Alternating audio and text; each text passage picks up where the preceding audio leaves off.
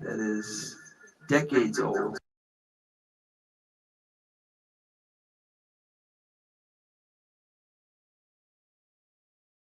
Virginia, Bermuda. Sorry.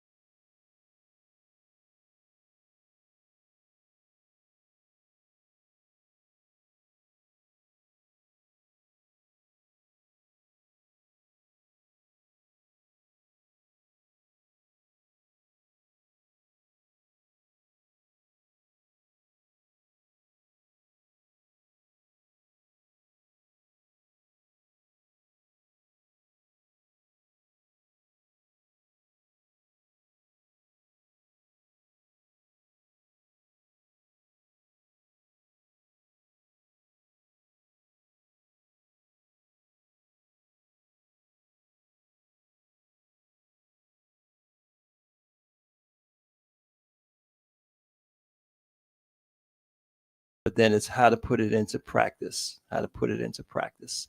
So that's the purpose of the Kamitic Meditation Journal. We good? All right. So this talk, I'm calling it AI, piggybacking on, oh, we don't pick veggie back, yeah.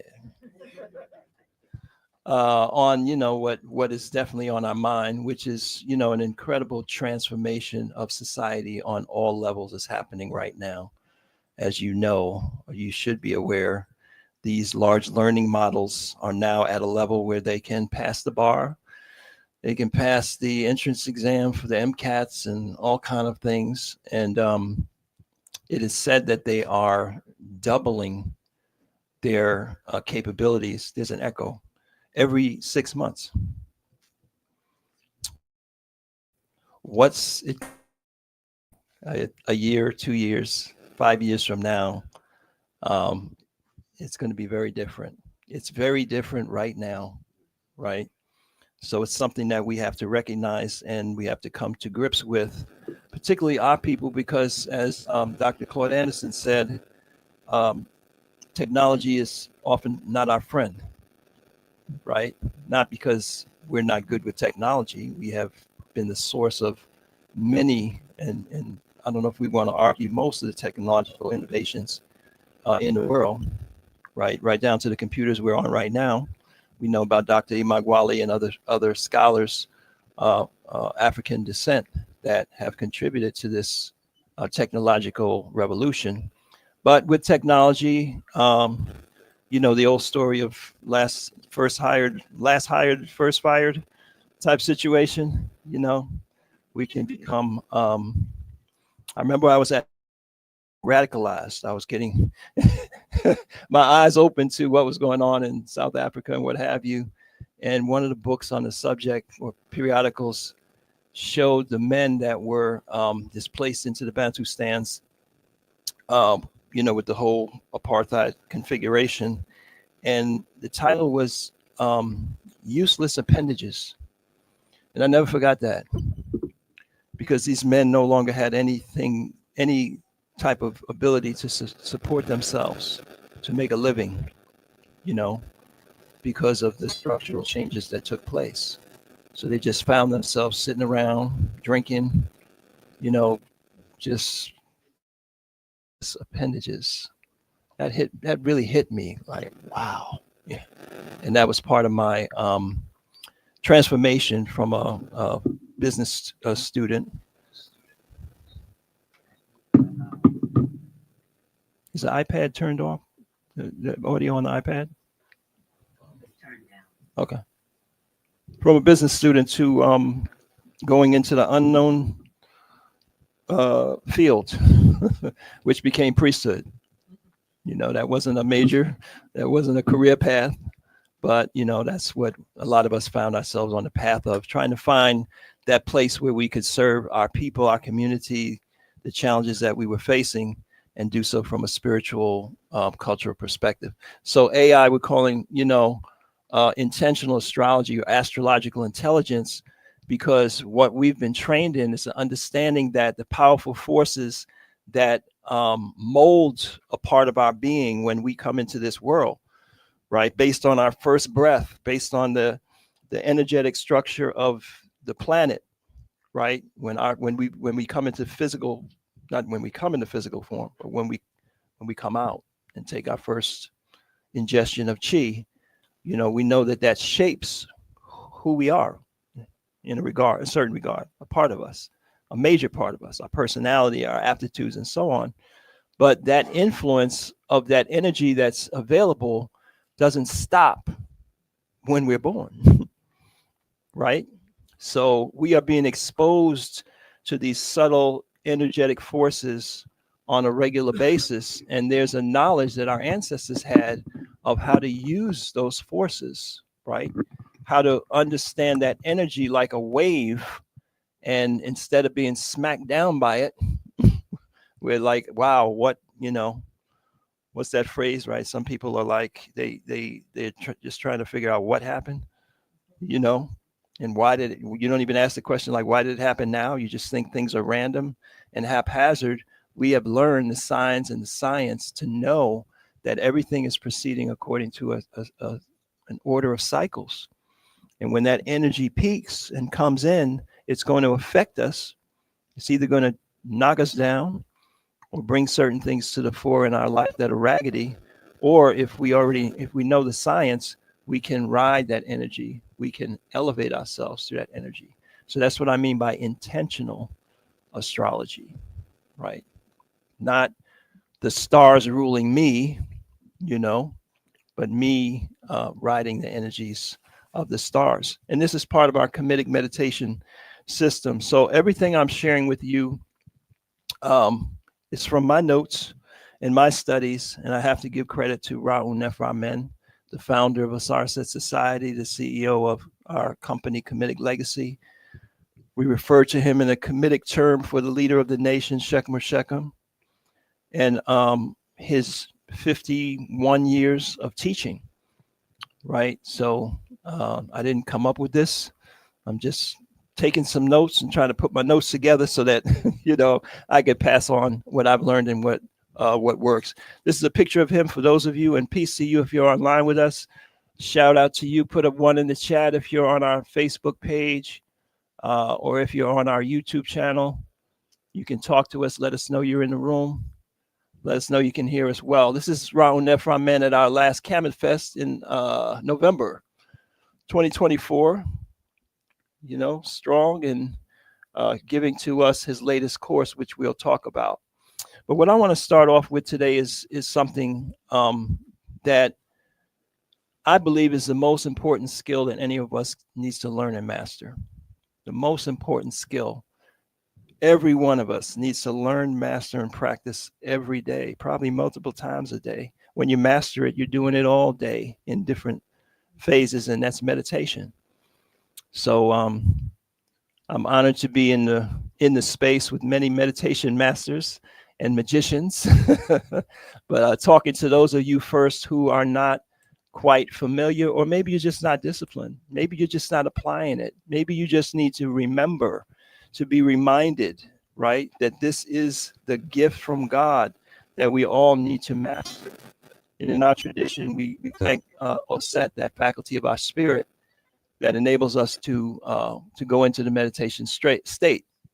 So the meditation state has been proven scientifically to enable us to transcend stress and understand stress as a response, not a situation. So you want to master meditation because we all without it have stress responses. And a lot of us have, the stress level has gone up, right? A lot of us are doom scrolling and doom watching, and every day now it's an acceleration going on. It seems like every day there's another thing that you can look at, and on the bottom line, your your response is a stress response. It's the key to dopamine and serotonin, which we learn are the two master, hormones that run our brain and our system, right? It's the key to neuroplasticity, to performance, to psychic mobilization. We'll talk about that. And also the key to longevity with function. By psychic mobilization, which we're going to get into, we're talking about magic, right? What is magic really? Magic is the ability to do something mental that manifests physically. That's all we're talking about. How you manage your mental resources to manifest things in the physical world and physical environment. And it's a gift that we all have that we need to learn to mobilize. If you meditate regularly, there's scientifically proven mental, physical, and emotional benefits. And I'm going to move quickly. Physical benefits: reduces stress hormones, lowers the cortisol levels, the cortisol response. That's the fight or flight hormone within us that has been linked to all types of degenerative disease, as well as our dysfunction and misperformance. It improves our sleep quality. Getting quality sleep is one of the fundamental pillars of good health, right? But a lot of us have insomnia. A lot of people have interrupted sleep. A lot of us have anxiety that wakes us up in the middle of the night, or we get up and we can't go back to sleep. So this will help you with your quality of sleep. Lowers your blood pressure, boosts your immune system, reduces chronic pain, enhances energy levels. On the mental side, it enhances focus and concentration, improves your attention span and your cognitive function. Who doesn't need that, right? A lot of us, if we ain't got Alzheimer's, but we have half timers. I can remember half the time. Increases our creativity. Speaking from experience, especially when you're married, right? Your wife be like, "Yeah, you remember the time?" You like, "Yeah, yeah." I'm glad you're here to remind me. Reduces anxiety and worry. Lord have mercy, don't we need that? Increases our creativity, enhances divergent thinking and problem solving abilities. That's why this is so critical to us right now. We got problems to solve. We have new frontiers ahead, in terms of what our environment is like, our financial situation, our social situation, our political situation. We need the maximum in creativity, flexibility. We need that inner genius. It boosts our memory retention, improves decision making, encourages clarity and rational thinking. Emotionally, improves emotional stability, reduces mood swings, and enhances emotional resilience. I hear you, brothers. You want to definitely get your mate into the meditation, right? Yeah. Well, we have that too. Reduces symptoms of depression, enhances self-awareness, increases compassion and empathy, and promotes your access to inner peace. Of course, there's spiritual benefits, but meditation is not a religious process itself. It is not a spiritual process itself. It's a scientific process of manipulating your brainwave states. So if you're listening to this and you are a devout and devoted Christian, or you're into Islam or any other form of religion, any other path, right? Many of us on many different paths. This is not something that is religious in the sense that, it is contrary to practice, just in the same way that you use science of physical exercise, right, to enhance your performance. So meditation is not a religious practice, but it will make you better. It'll make you a better Muslim. It'll make you a better Christian, right? Because your ability to function is key to any pathway. So it does give you a deeper connection with self, higher intuition, a sense of oneness, and exploration of higher consciousness. 8 weeks of regular meditation can rewire the brain for positivity and emotional stability, right? So this is scientifically proven. It's called neuroplasticity, right? That our brain, our nervous system has the ability to create new pathways, right? It's not a static organ. So 8 weeks, that's what I'm here in DC to encourage you for. I'm committed, right?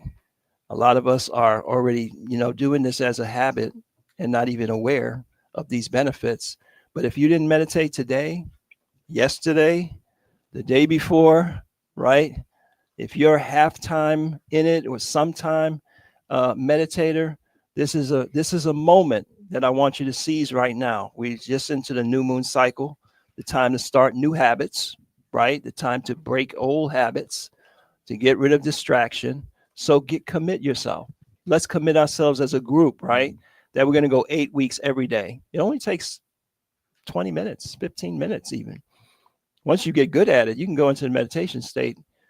I mean, somebody's already in it. Just just drop right down in it. So 8 weeks. Can we do that? If you're online with us, put it in the chat that you're going to do 8 weeks of regular meditation, whatever it is, right? It reduces the amygdala activity, which is the stress center of the brain. Rewires your brain for positivity and emotional stability. How about that? Just being more positive. You can say, I want to be more positive, right? I'm going to do positive affirmations to be more positive. I'm going to be around positive people, right? Some of us make the mistake of saying, yeah, I got to get the negative people out of my life.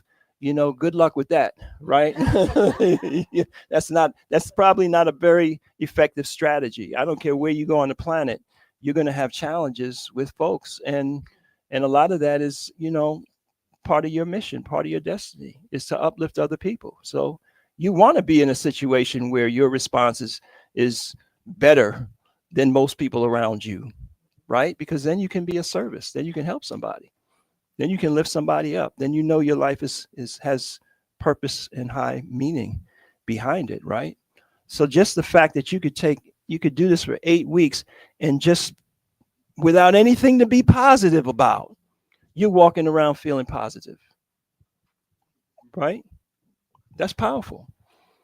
Regular meditation improves gray matter density in areas linked to memory, emotional regulation, and learning.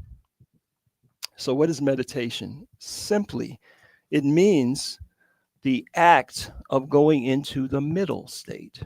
The medi is the middle, like the median on the highway, right? In the middle of what? Between being asleep and being awake. It's just that simple. Between being asleep and being awake.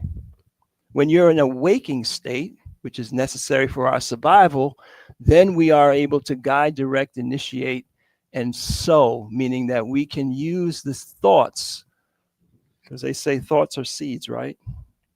Thoughts are the seeds of feelings, emotions, behaviors, and feelings, emotions, and behaviors shape our conduct, and our conduct shapes our destiny, right?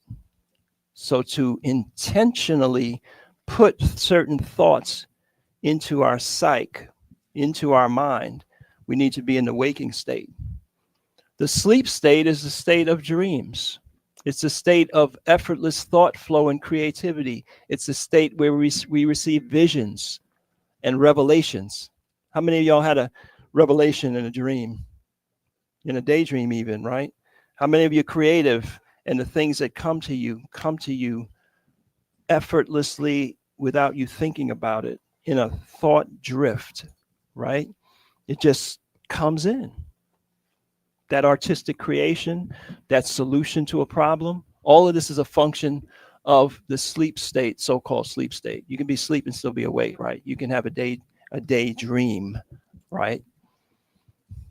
Inspiration and gestation, right? Meaning that when you put a thought into your psyche and your mind, that's just the seed, but the seed needs to go into the soul or the soil, and it needs to gestate.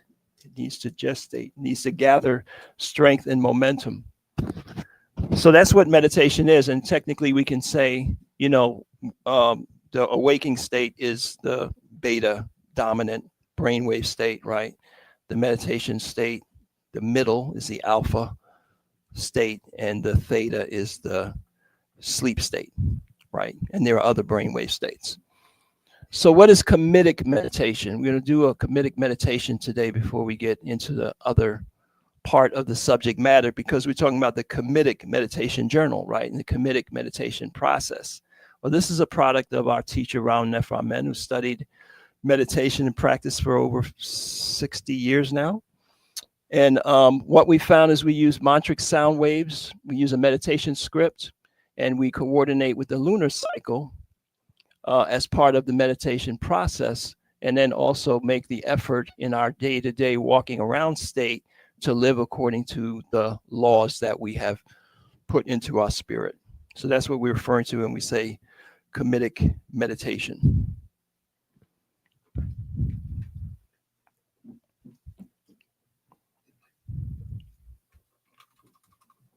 So I'm just giving you a preview of what we're going to actually do in a few minutes, and that's use a Kamitic meditation script. And this is something very ingenious. A lot of people talk about meditation. They use that word in a non-scientific way. Say, I like to meditate by taking a walk down by the river, right? Being one with nature.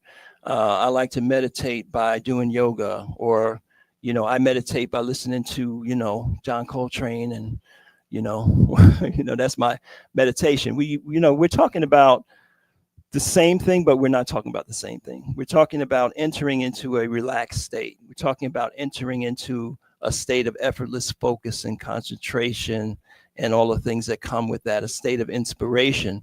But the actual process of meditation is going into this alpha brainwave dominant state. But getting into that state and being in that state is just the beginning. It's not the end product. The power of the meditation state is it gives us the ability to rewire our brain and to rewire our psyche and our programming, our behavior, and also to access higher faculties and powers within our spirit. So we use a meditation script, and the script leverages how behaviors are formed and how behaviors are renewed. So the way behaviors are formed and renewed is usually a trigger event or a trigger thought, and then that has a automatic thought reflex response, and then we act that out, right? So thoughts, feelings, actions, challenge, character flaws that we need to transcend, right? We need those heavily ingrained character flaws that we have started out as certain thought and feeling patterns. So we have to disengage them in the same way by going back to the trigger events and thoughts. Like some people are very, they bought into the idea that they're shy and they're afraid to, bring up things to make change, or they're afraid to launch certain projects or do certain things in their life, and this is not who you are, right? But you're manifesting this type of a behavior maybe because of certain traumas you had early in your life, right? Maybe because of how you were picked on when you were a child, or things in your education, the type of teachers you had that didn't recognize you, or maybe you had embarrassing moments. You don't know what I'm talking about, right? So there's some deeper seeds that have produced the behavior that we're trying to change. So we want to use this powerful meditation state to go into the psyche, right? To go into the so-called subconscious and to rewire those connections. Make sense? So that's what meditation script is all about. So what we use is we want to rewire the trigger event or thoughts, so that instead of it triggering the memory, which might even be an unarticulated memory now, it's just a feeling. We don't even remember the event, why we started feeling this way, why we started acting. We can't even remember that. But the feeling is so hardwired, it just comes up as a response, right? So we want to rewire that connection so that trigger event is now associated with an affirming thought and a visualization that affirms the truth of who we are, that we are not this stress response. We are not shy, right? We have the infinite capacity to manifest a different response, we have our divinity. So we want to change that. So that trigger now triggers that thought. That trigger now triggers that visualization of us acting out of that higher thought. Make sense, right? And then we want to link that to our achievement of our goal, because that's an organic relationship, isn't it? How we respond to things is going to affect the goals that we achieve, even seemingly unrelated. So you're working on this thing in your career, but you got this stressor within your relationship or within your parenting or whatever that you're responding to several times a week, and it's zapping your chi, it's zapping your vitality, it's destroying your nervous system, right? It's stressing you out. It's going to affect your performance in your projects. So it doesn't have to be a one-to-one, but it is an organic relationship. So that's what we're doing in the meditation script. So for those of you online, those of you present that are not, that have not been exposed to this, this is what we mean by Kamitic meditation, right? This process of getting into the meditation state and then exploiting that state to be able to rewire our reactions and our actions. So here's another look at it, right? We have basically our brain oscillates like a machine. It cycles according to certain wavelengths, right? So that middle state we're talking about is the alpha brainwave state. Our normal waking state is a beta brainwave state, and below that, light and REM sleep. REM is rapid eye movement, right? When you're not in the deepest state of sleep, you're dreaming, right? So your eyes are following what's going on in your dream before you get down into non-REM sleep. So this is technical we can get into later, but the purpose here is to help you to identify what it is that we are doing. We are manipulating the brainwave cycles by manipulating our breath primarily, right? Your breath is called the great bridge in the yogic systems because it's the bridge between the autonomous functions and the willed functions. Just like you can stop breathing right now, or you can will to slow your breathing down, or you can will to speed your breathing up.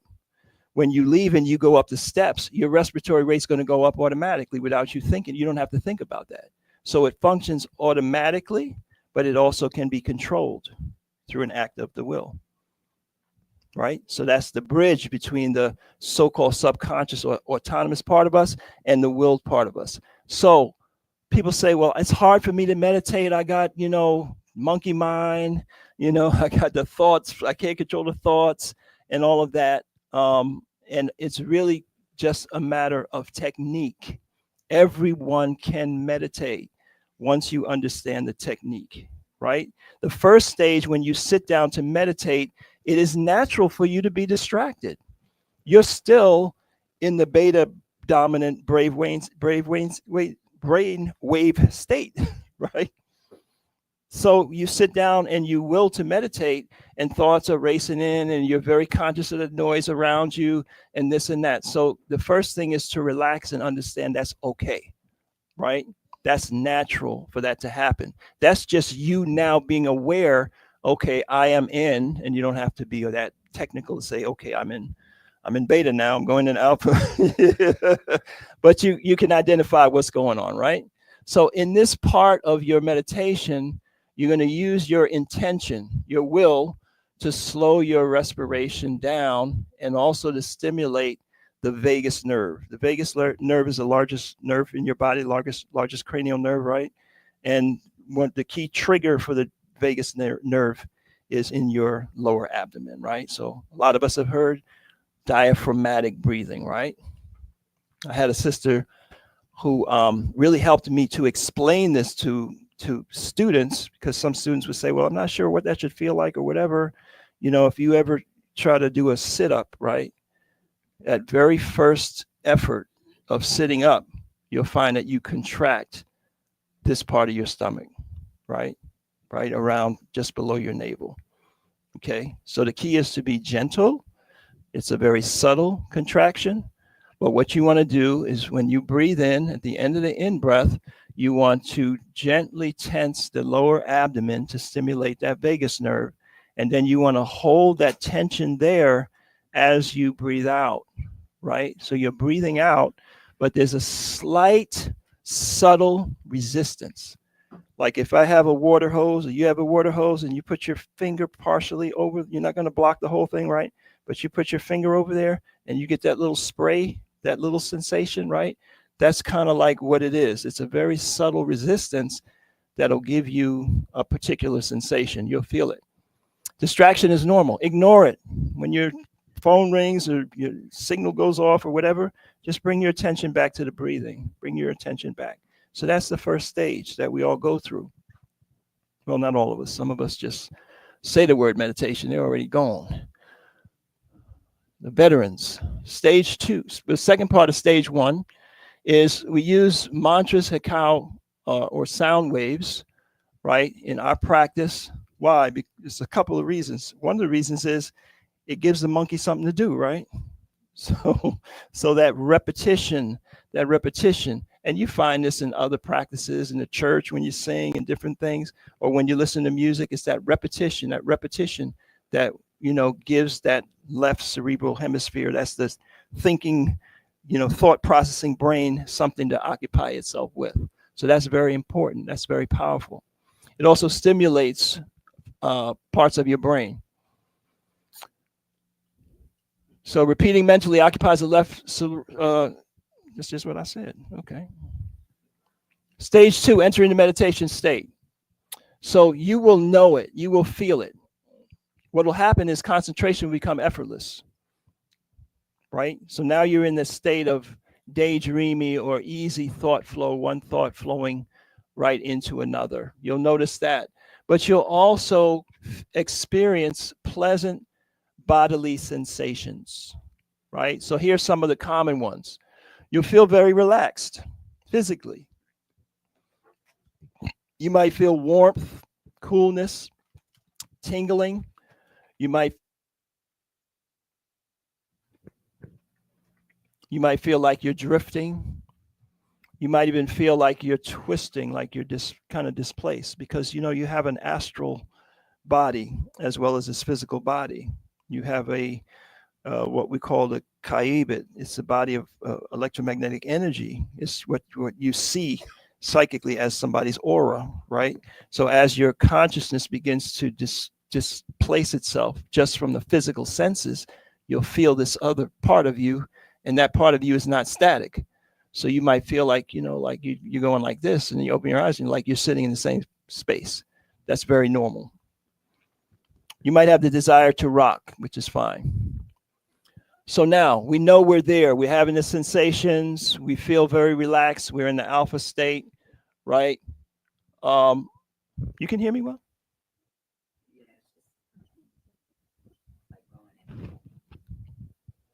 So now, once we're in this stage, we want to function in the meditation state.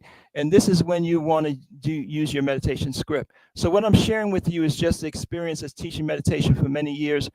One of the places people go wrong is that they're not quite in there, and then they start trying to do the script, right?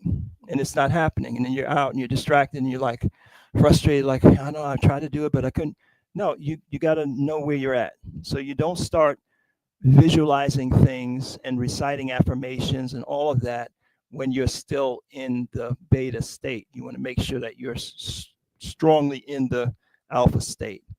And one of the things that you can do to stay there and to strengthen your meditation state is kind of like focus on the sensation. So one of my sensations is I feel like chi, like electrical energy, in my hands, my arms, and what have you. So when I bring my attention to that, if I'm doing a meditation and I'm doing a script or whatever, and then if the script kind of ends or kind of the peak, and then I'm in the valley and I need to refocus and re-deepen, then all I got to do is focus back on the sensation, and it will take me right back in stronger, right? So that's how we're going to work with that. So those of you that are new with this, you're probably going to find a sensation today in a few minutes when we do this, and I want you to keep that in mind. How you execute the meditation script, there's levels of sophistication with that you can learn in our classes, right?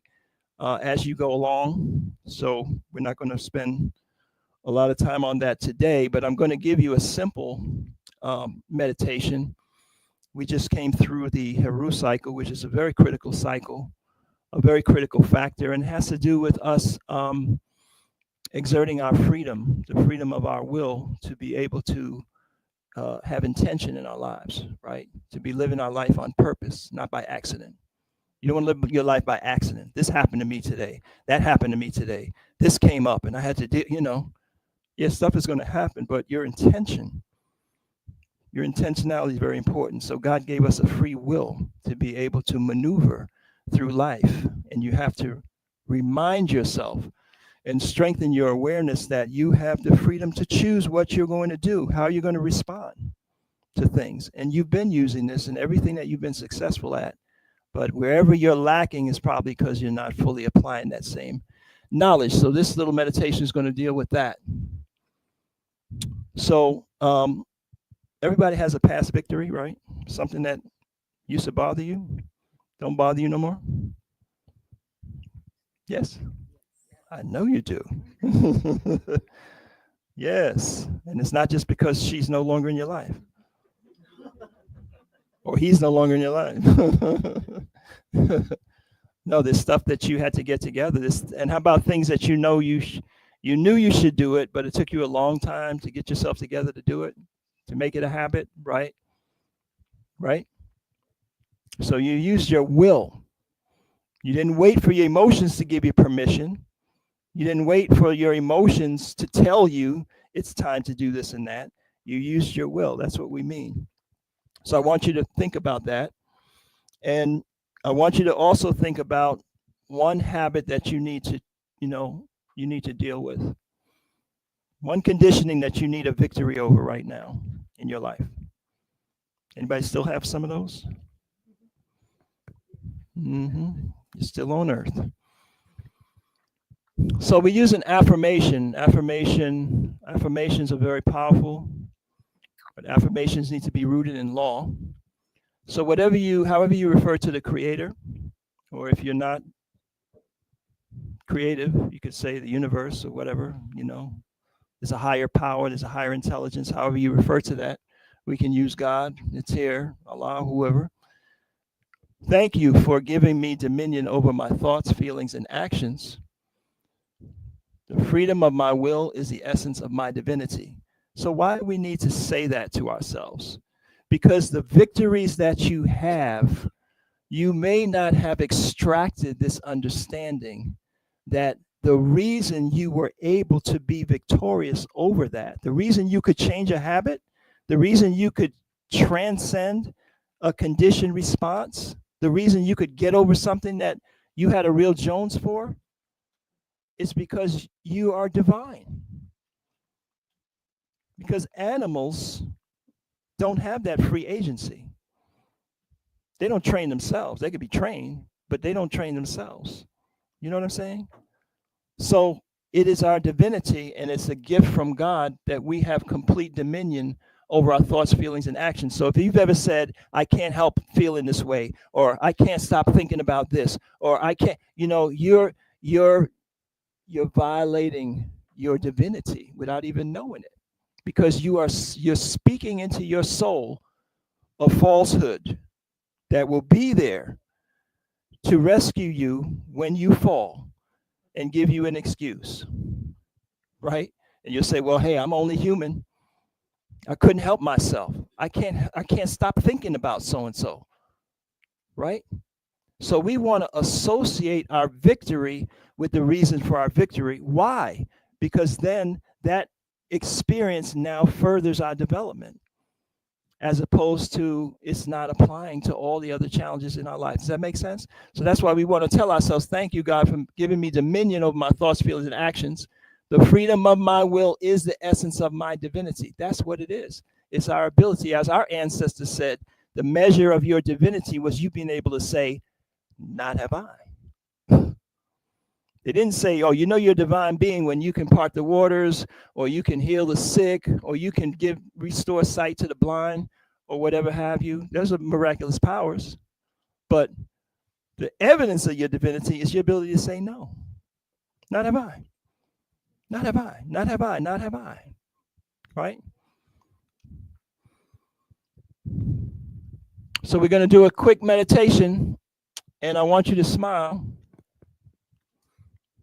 Why should you smile? An intentional smile is a neurological hack, right? So when we do the visualization and you're going to visualize yourself being successful in the past, right? Your victory number one. Then you're going to visualize yourself being successful in the future or in the present, right? We're going to have the victory right now. It's just going to come into physical manifestation later when you're tested, right? When you do that, you're going to smile. Smiling is another powerful, going backwards.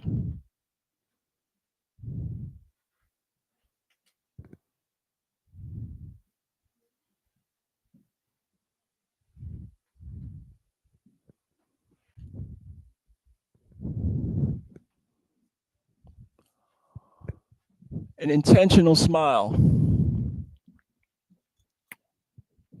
Smiling activates the brain's reward system. It stimulates the release of dopamine, serotonin, and endorphins, which contribute to feelings of happiness and relaxation. We know that, right?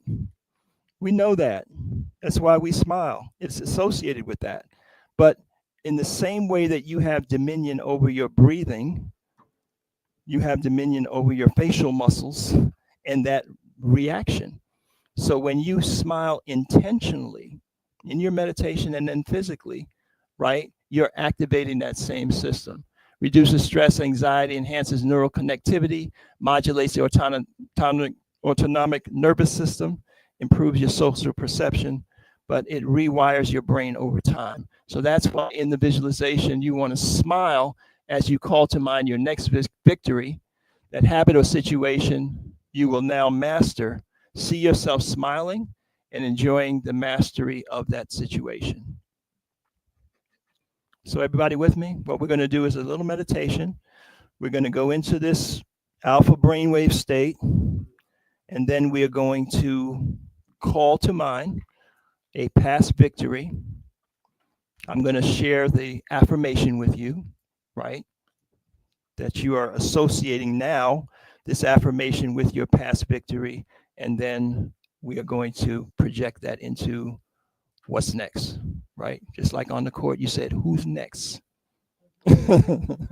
Who's getting some of this next, right? That's what we're going to do. So, can we get the amen?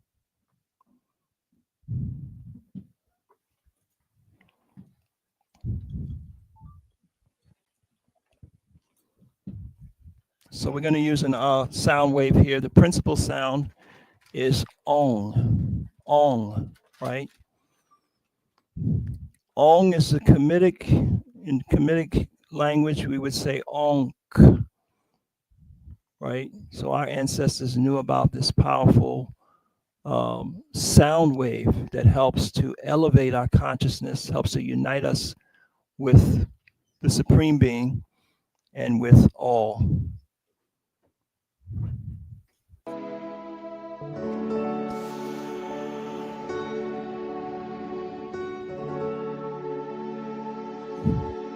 But support your back so that you are relaxed. Put your feet flat on the floor.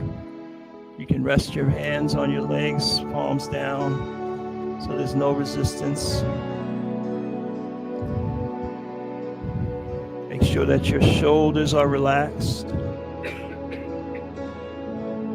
Take a nice deep breath. Make sure your chest is relaxed. We don't hear it in the room. Is it playing online? We don't hear the music in the room. So we're going to breathe in and out through our nose. I want you to put your tongue at the roof of your mouth.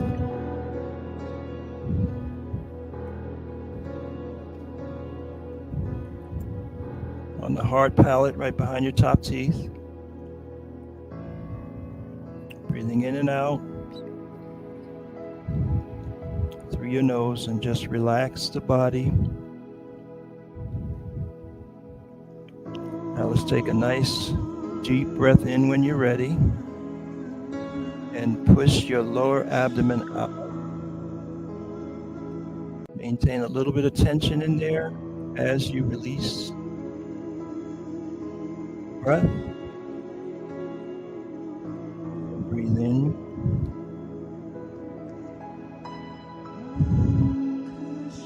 Out.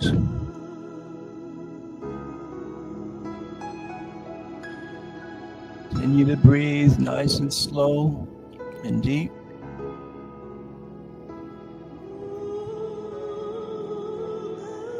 When you breathe in, there is no tension at all.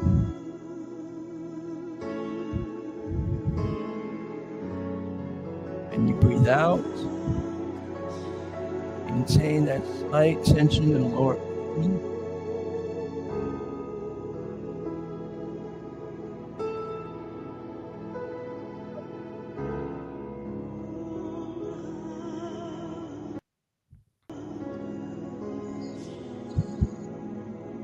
Those of you that didn't get enough sleep, you can keep your eyes open. Stare at the tip of your nose. Just stare down at the tip of your nose. You don't have to have your eyes closed to go into meditation state. Help. So the chant is Om Sham. Om Sham is associated with the Ajna, command center, as far as the chakras, traditions. We started associated with Hoser, which is the representative of your divinity, your divine nature. So we're breathing in deeply, abdomen, and the lower abdomen, hold the breath.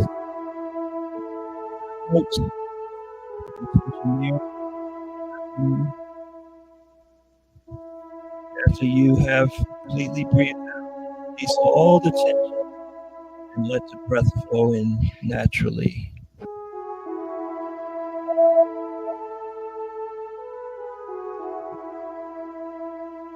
Relax.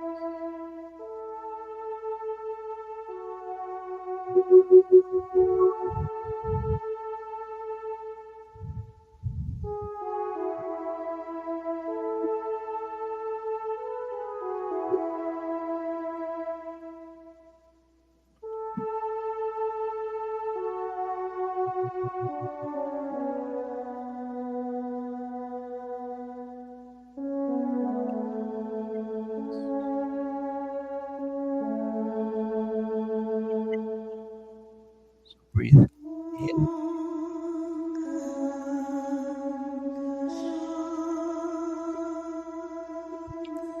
Breathe out.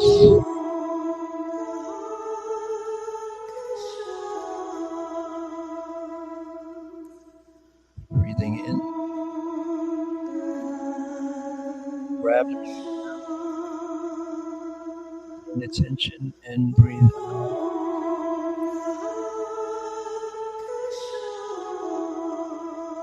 Going breath.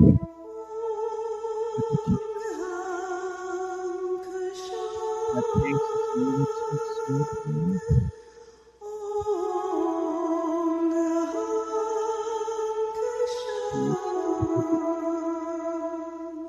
Let your breath flow naturally.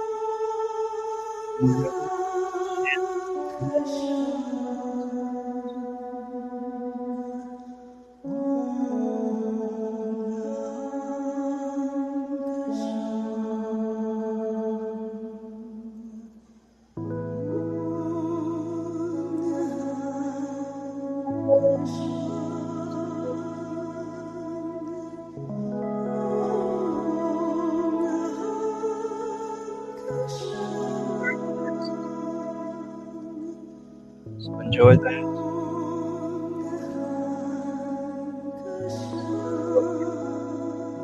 Sensations. Maybe your body feels new.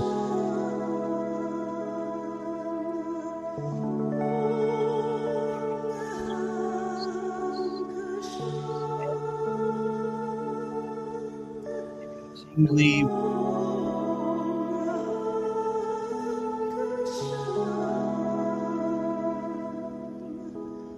what I feel like larger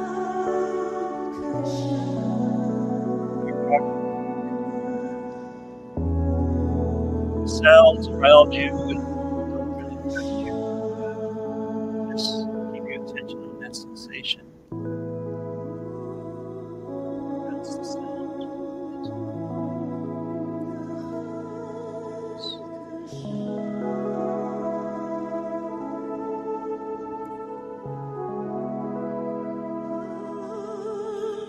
Meditation is a master skill to heal your body,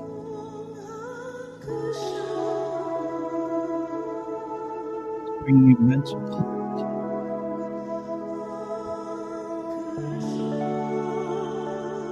Inspire your bliss.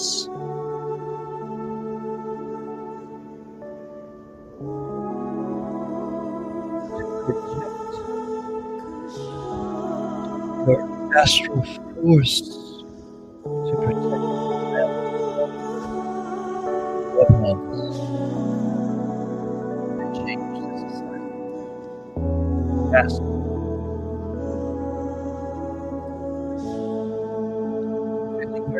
right now. I want you to recall your victory.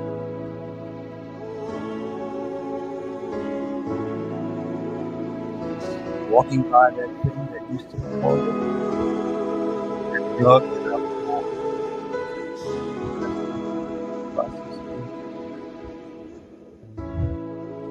addiction to unproductive energy. Whatever it is, just walk on by and smile. Smile.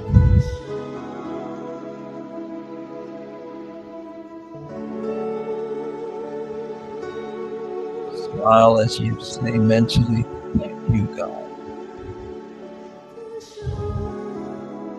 giving me dominion over my thoughts,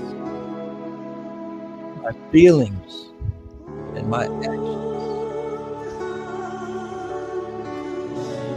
Freedom of my will is the essence of my divinity. Thank you. I can just walk by it because you gave me dominion. My thoughts, feelings, and actions of my will, the essence of my divinity. These have no thought, no feeling, has the power to make me.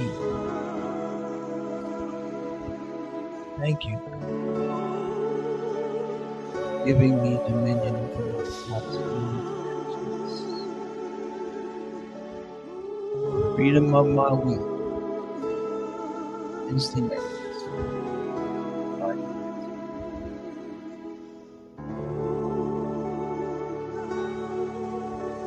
Now I want you to call to mind your next victory.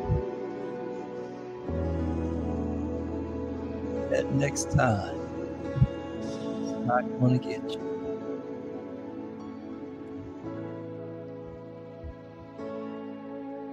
See yourself in that situation. And you're smiling. Why are you smiling? You're smiling because you're enjoying the fact that this no longer has control over you.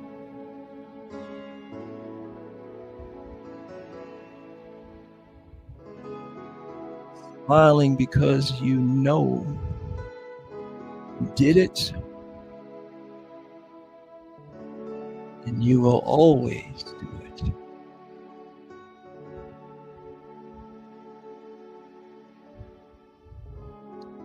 Because God gave you dominion over your thoughts, feelings, and actions. God made you divine in its divine likeness.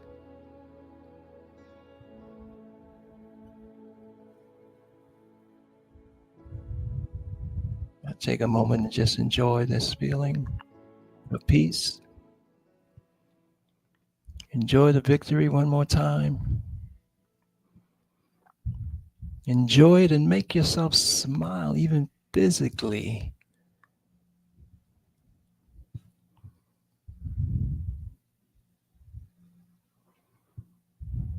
You're smiling, not because you enjoy adversity.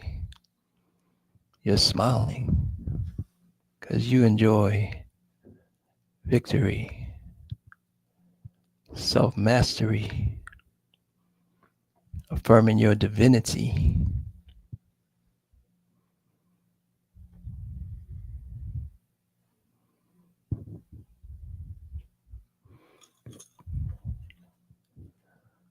All right.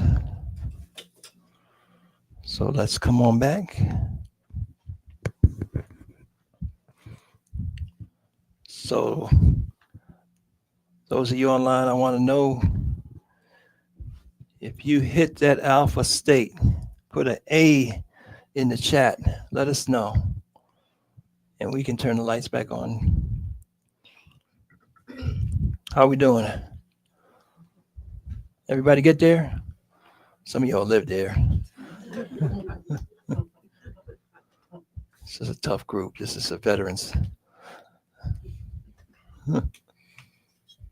Real quick, anybody want to share just your sensation? If you experience a sensation, what it was? You did?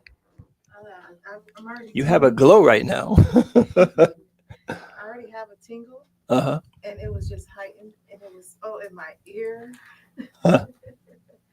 tingling all around. Feeling all over. Beautiful, beautiful. What's your sensation? Mm-hmm. Feeling of euphoria. So I got it. Sister said she has a feeling of euphoria. Wow. Okay.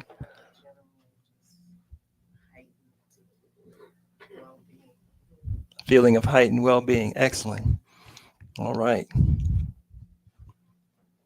Anybody else who felt nothing? Who was just listening to the chairs moving upstairs? Didn't go into trance. I always feel heavy. Feel heavy? Is it good heavy? Good heavy. Like you ate a good meal. Brother said he felt heavy, like having a good meal. So a sense of satisfaction. Mm-hmm. Anybody put any response online? How about the rest of y'all? Y'all felt nothing? You just don't want to share. You're being selfish. Feel higher. Just feel higher. You feel elevated. Yes. Higher. Yes. All right. Yeah, so we got a few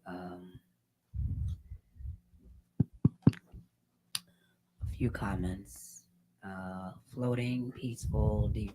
So somebody felt that they were floating. Anybody felt floaty here in here? There wasn't floating?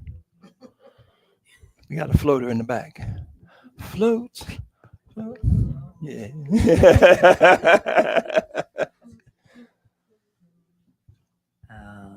Someone said floating into a black hole. Floating into a black hole. That's right. And someone said heaven on earth. And then someone asked, what does it feel like in the alpha brainwave state? I guess that's what they. Yeah. All of the above. Yes. Yep. Very good. Okay. So anybody else? Remove from this space. I don't really have the words to explain. Remove from this space right here. So you felt dislocated? No, No? I felt that I was at 100% peace. 100% peace. But when you say remove from this space, It was in I have no words yeah, to explain it. too. That's great. Sister? Tingling light, moisture, like sunlight reflecting off the ocean. Tingling, energetic, light like sunlight reflecting off the ocean. How much are we charging for this? It's free, no substances used except for oxygen, right? This is the greatest thing. It is the greatest thing. It's the gift that we have. So we're going to do this for, if you're not already, right? You're going to do this for 8 weeks in a row at least, right? Every day. That only took us like 15 minutes. Everybody online is going to do this for 8 weeks in a row? Improve your life? Wonderful. So, time check.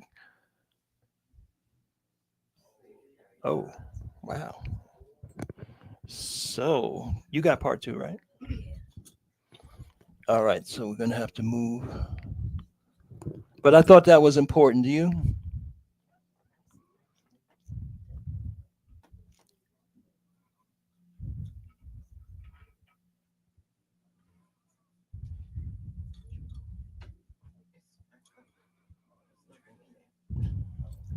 Somebody contact the owner and see if we can go over time a little bit.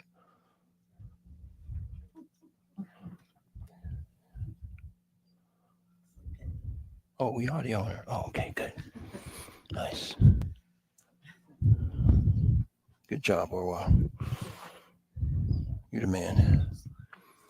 All right, so we're talking about Kamitic meditation. As I said, what we did is just a sample. It's just the departure point to understand what meditation is and that you can do it, right? It's nobody that cannot meditate. Some people walk around, they say, I tried it, I can't meditate. I can't focus, I can't concentrate. It's simply technique, right? But now there's levels to it. And you're very fortunate to be in the Washington, D.C., Maryland, Virginia area. If you're not aware, the community here has a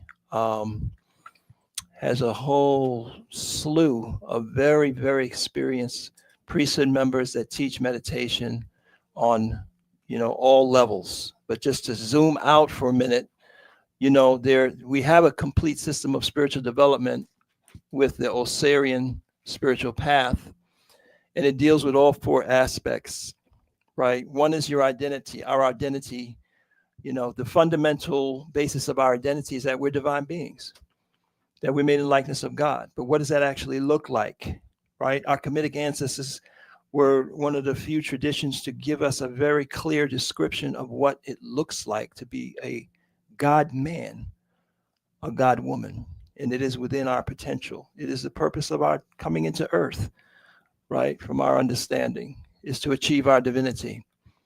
So we have a course right now on our Kamitic Legacy platform. It's called Union with God. And if you have not participated in this course, it used to be associated with the winter solstice, but the development that we had last year, the very powerful download that was received, and the meditations that we now have in this course that enable us to apply the factors of God, right? God's omnipotence, omnipresence, and omniscience, and to bring that into an actionable, application in your life. That's what this course is about. It's powerful. So if you haven't taken that course, that's something that we disconnected from the solstice in the sense that this is universal. You can do this. You can and you should maintain this understanding all throughout the year.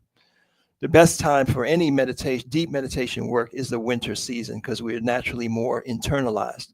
But this is available now on demand, and it's something that if you're just starting out meditating, this is the fundamental basis of everything. Everything revolves around our identity. If we don't address our identity, then we'll always have the human excuse for our failures, right?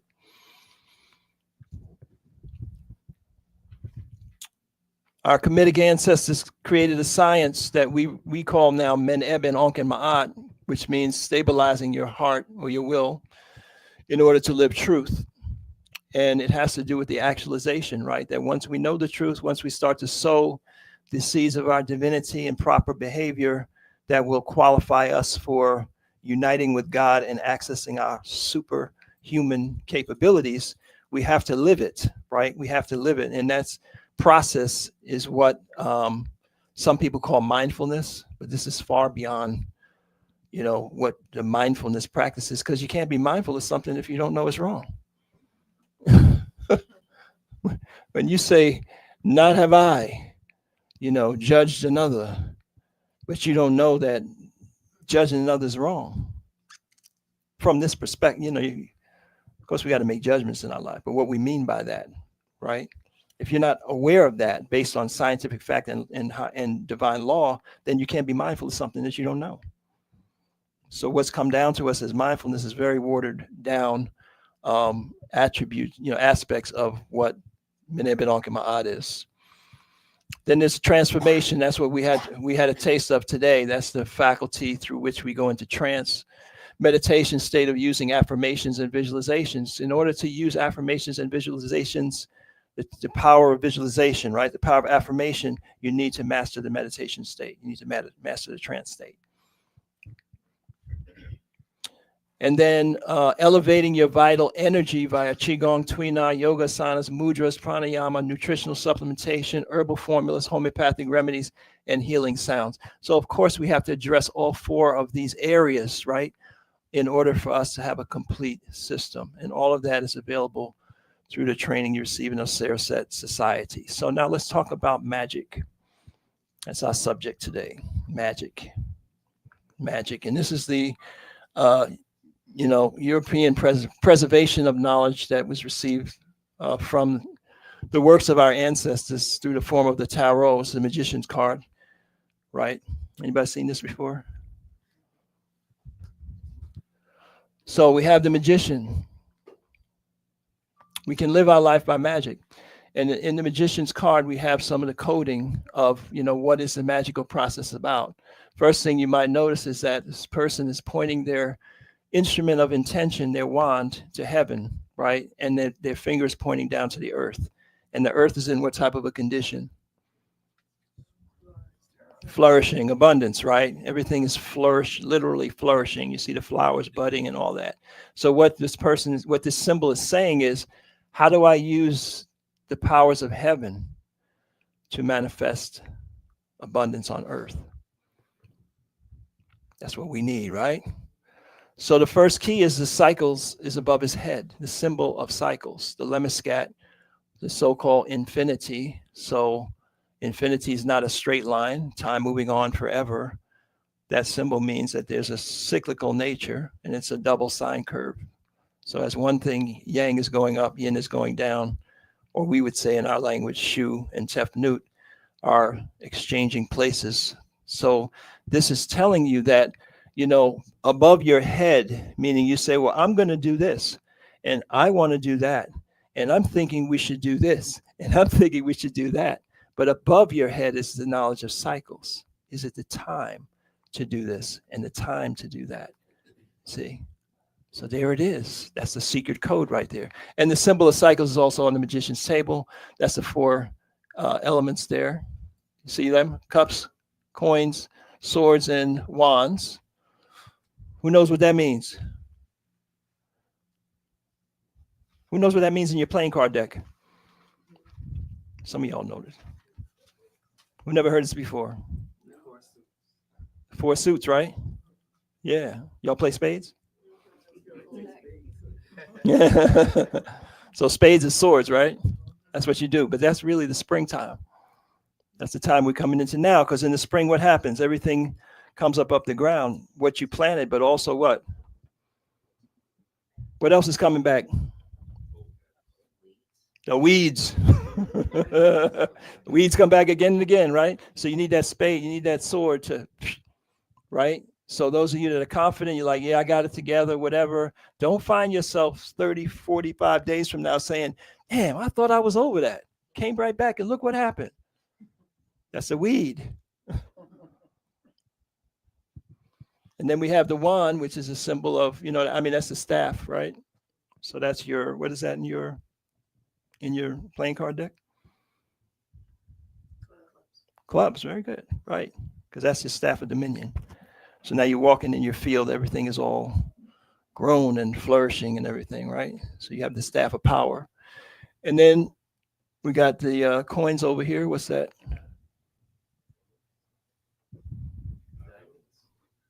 Diamonds, right? What's that mean? What's coins? Money, right? So you made your harvest, you took it to marketplace, and you got paid. So maybe we should be playing diamonds instead of spades. And cups is hearts, right? So this is all about the cycles, the 4 seasons. How do they associate with the season spring? So your diamonds is the fall, right? That's the harvest. That's when you take your crop to market, right? And then the hearts is the cup. That's the vessel of water, the vessel of your emotions, the vessel of your ability to go within. So that's the winter season. Spring is the sword, right? And summer is the club. So this is the magician in the Kamitic tradition. That's Heru. Because the magician represents you through an act of your will, manifesting things in the world, right? But you have to have the double crown. The double crown is your divinity, the crown of Osiris, your godhood, your divine nature is on the inside, right? You've cultivated that. You're manifesting that. And on the outside, you have the crown of the north. That's the place where you manifest things in the world. That's the breadbasket, right? And he has his magician's wands, right? The symbol of your spiritual power, because the actual work is done through the power of your spirit. That's how you're magically manifesting things. And then he has this little club, which is your mindfulness, your meneb. This thought comes up and you, this thought comes up and you, this thought comes up. So let's talk about using astrology, astrological energies, because we saw with the magician the power of cycles. Cycles is very important. In the Kamitic Meditation Journal and the calendar, what we have done through, again, the work around our men, we've identified the lunar cycles. We're talking because there's lunar cycles, there's daily cycles, there's hourly cycles, there's annual cycles, right? And you're going to tap into cycles according to what you're doing. In your longer term work, you started with the year, right? So hopefully everyone here, everybody online, you took some time out in December to really contemplate, to really go within. If you had the skill, the availability, you did some readings, you did some meditations, you might have fasted and done different things to get yourself in a mindset to look forward to this year of 2025, right? That's the annual cycle. And we divide that cycle into the 4 seasons and the 4 junction points, the solstices, equinoxes, right? You with me? But from a month-to-month basis, we have the lunar cycle, which is a principal cycle for changing behaviors, for changing habits. And you've heard it said that it takes 21 days to create a new habit, right? That's what psychologists say today. Well, the lunar cycle is 28 days, roughly, right? And the most important 21 days is from the new moon till the final quarter.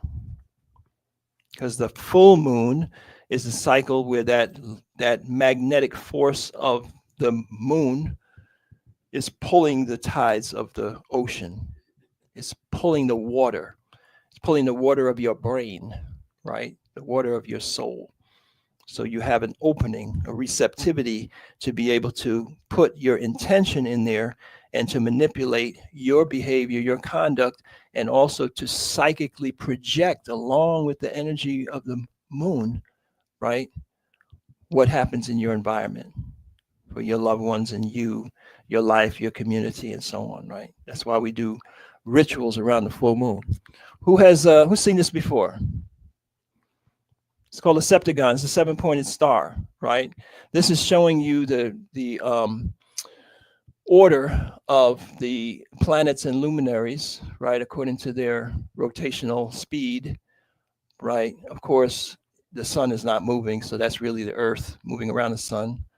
But we have Sun, Venus, Mercury, Moon, Saturn, right? So Saturn is the slowest moving, right? So it goes like that: Moon, then Mercury, Venus, Sun, Mars, Jupiter, and Saturn. And on the inner side, we have the relationships that give us the 7 days of the week. So you'll see here Sunday, we go here to Monday, up here to Tuesday, Wednesday, Thursday, Friday, Saturday.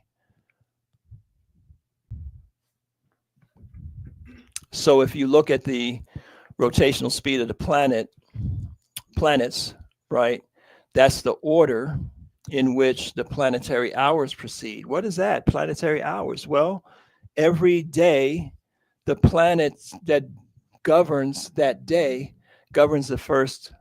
This is not. This is just a shot I took at a certain time. So in the actual app or calendar, you'll see this would be sunrise, right? So the first hour, it's not always 60 minutes, right? It might be 40 minutes or a little bit longer than an hour, depending on what time of year it is. But that first hour of the day, right, is governed by the planet that the day is named for. So people are like, well, what is it, Saturday, Sunday, Monday? What is that about? Well, in sunrise today was an hour of Saturn. And then that was followed by Jupiter, Mars, the Sun, Venus, and Mercury, and then the Moon, so on, right? Yes, sir. So you said from 12 a.m. No, sunrise. The day is starting at sunrise, not at midnight. Right.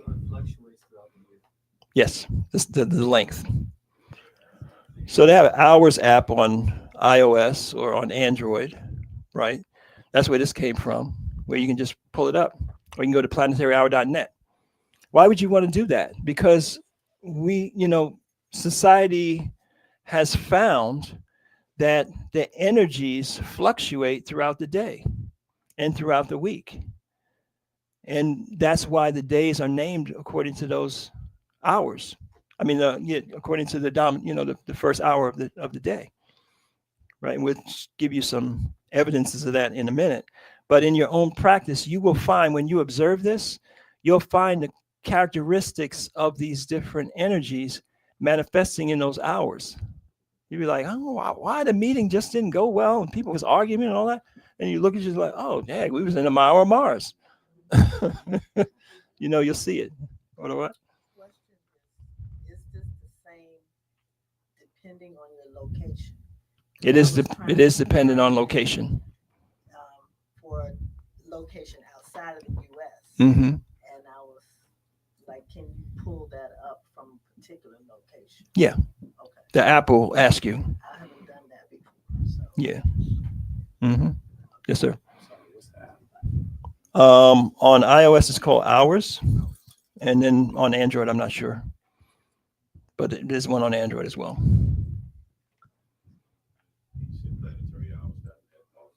And planetaryhours.net is a website that's accurate as well. Yeah, so when I plan a meeting and stuff like, I'm saying like, especially those of you that are doing spiritual readings, right? You know that on the card there's a planetary symbol. So if I got a head of rule reading on my business, right, then I know particularly on Fridays, also Mondays, because there's a similar energy, right? And in the hour of Venus, that's when I'm going to do my meditations. That's when I'm going to have my critical meetings. I might even have events and stuff. And I plan that particular hour because the energy supporting my success is going to be flowing and abundant at that time. That's the magical key. We're giving away the magical secrets. I find this interesting because recently I was going through a situation at my job and I wanted to know the best time to speak with my supervisor about something. So I literally did hourly like a reading on this hour. Mm-hmm. Whatever the best time, that's the time I went to talk with her. Mm-hmm. And it went, wait. Yeah. Right. So I didn't know, but this is interesting. Right. Exactly. So she went the Tahuti route. This is the second route, and they intersect. But yeah, generally speaking, you'll find communication will tend to go better in our Mercury.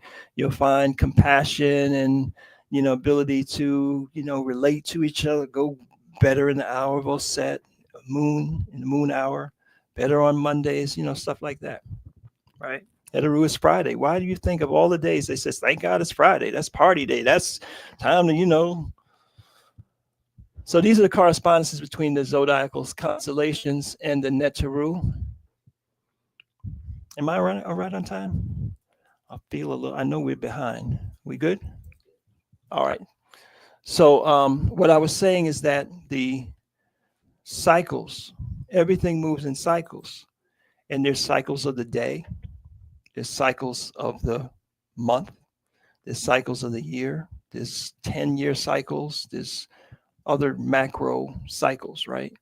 So, of course, the larger cycles are going to dominate the smaller cycles, right?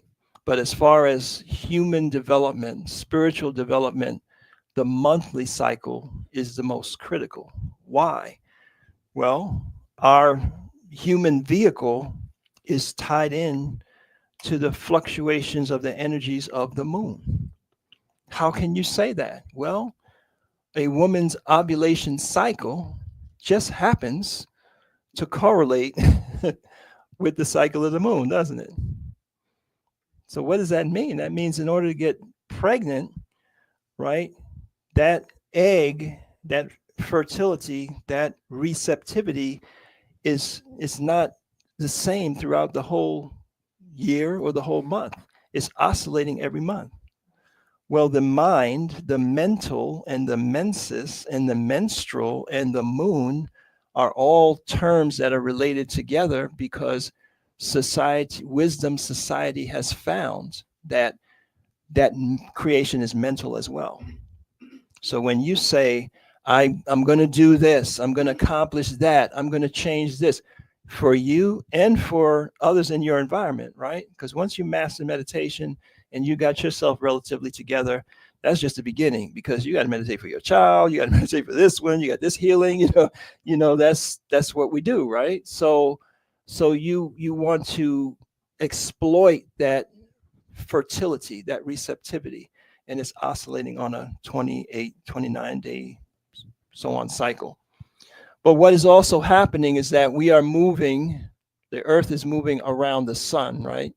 So we're looking at the sun, and it appears that the sun is in a particular space, place in space, right? The sun is not moving, it is moving, but it's not moving very fast, right? It's the earth that's moving around the sun.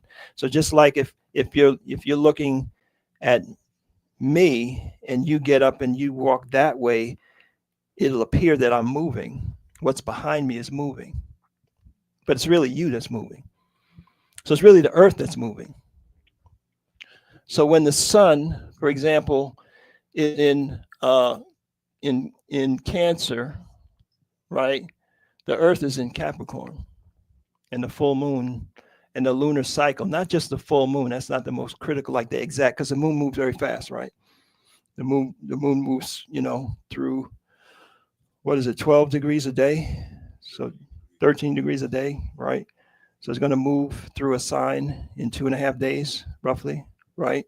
So it's that period from if you take the full moon and you go 7 days before and 7 days after, that is that's the strength, the strongest energy of the moon, as far as its pull on the earth and the way that it is interplaying with the energy of the sun.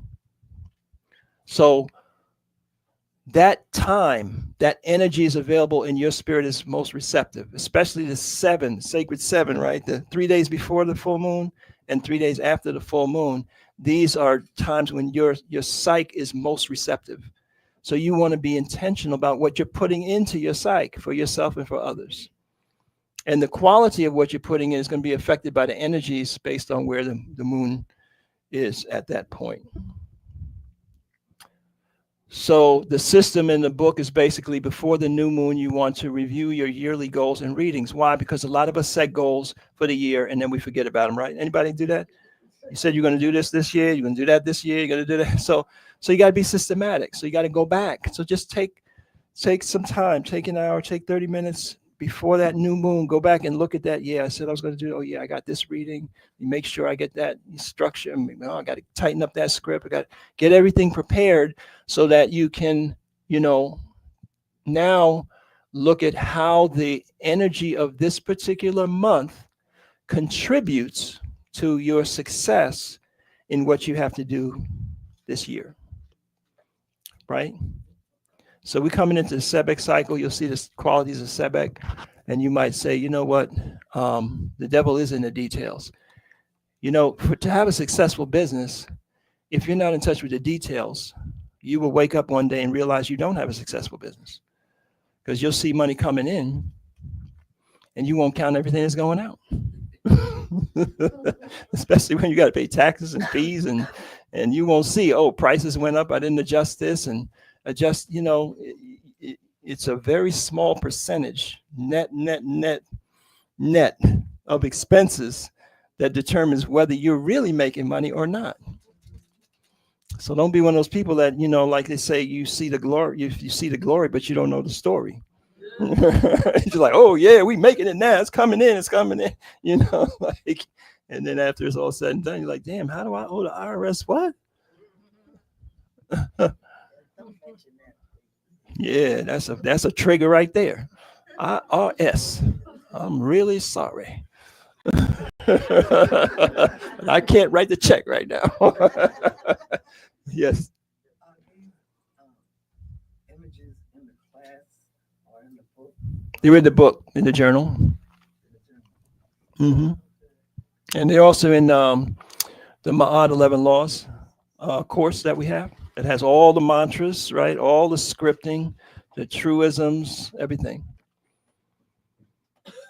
So on the pages opposite the calendar, study the qualities and nature of the month, complete the personality evaluation checklist, answer the prompts. So it's a whole system here. And then also use the trackers to build your consistency.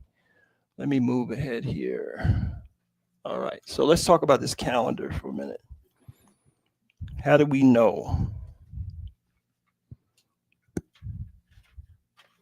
So this is a Pau Netaru calendar. It's the same thing that's in the journal, right? The calendar is just to put on the wall, right? The journal is your actual, commitment to do the work, to write your scripts, to write down your dreams and the feedback and your experiences. It's a journaling, disciplinary planning process.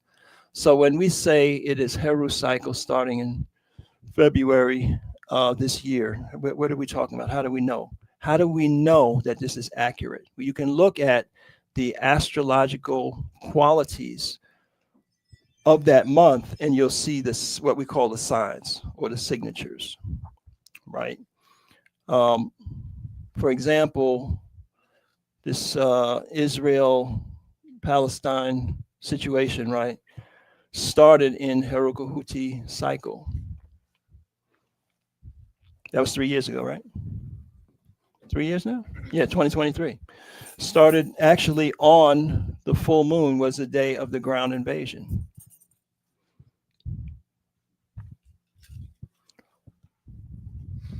Some of y'all know about this feud thing.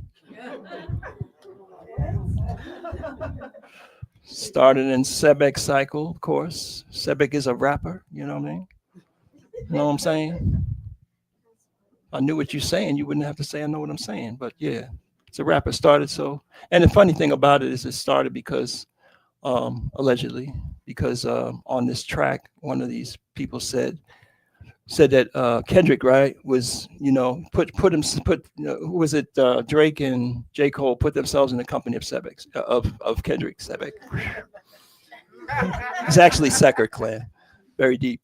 But yeah, they said we the top three, and that was an insult, like top three. I'm number one. I'm a class by myself, whatever. So that's how the whole thing got started, right?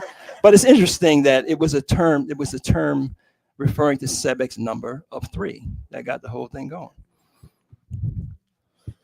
So our president. So this is Secker cycle on a Saturday, and Secker's number is 13. So on Saturday the 13th in Secker cycle, this is what we call signatures, right?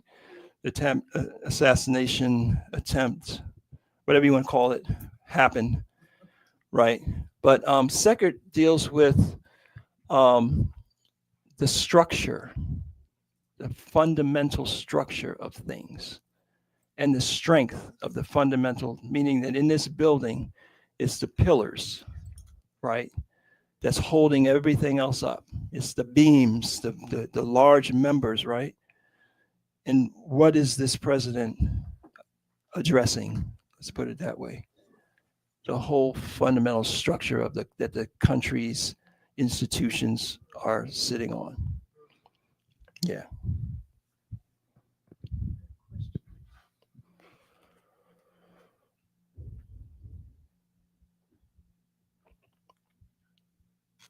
So, this was the assassination of the CEO of United Healthcare, right? Healthcare is a big issue in this country, and if you were paying attention when this guy got assassinated, there was a lot of lack of sympathy and compassion for this. And it's like people in the comments are like, I guess his healthcare didn't cover it. I mean, it's nothing to laugh about, but I mean, it was a very serious thing because it's an issue that's affecting a lot of people. So Sebek cycle, he's killed. Sebek governs insurance industry. Sebek's number's 3. He's a CEO. The gun was printed 3D. 3 bullets were used, and Sebek is the master of words and language. Have you ever in your life heard of somebody writing words on a bullet? They wrote 3 words and used 3 bullets. And the person that did it was a Sebek Mesh, in the sense that he was a scholar. He was graduated from Ivy League school, cum laude, had a degree in Sebek's industry, which is computer engineering, and he left a written manifesto. Sebek is a writer. That's how we know our calendar is accurate. And we had the aviation situation. This was Heru cycle, right? All of a sudden, we have all of these aviation accidents in Heru cycle. What's Heru? Heru is a bird, aviator. Heru flies. It's not Sebek cycle, walking jackals on the ground, right? This is flying. So in Heru cycle, a hawk, which is Heru's animal, a black hawk, had a collision, as you know, with a airliner, and it was an American airline flight. Of all the airline companies, it was American airline, and the accident took place, and they both dropped into where? And what's the Potomac River famous for?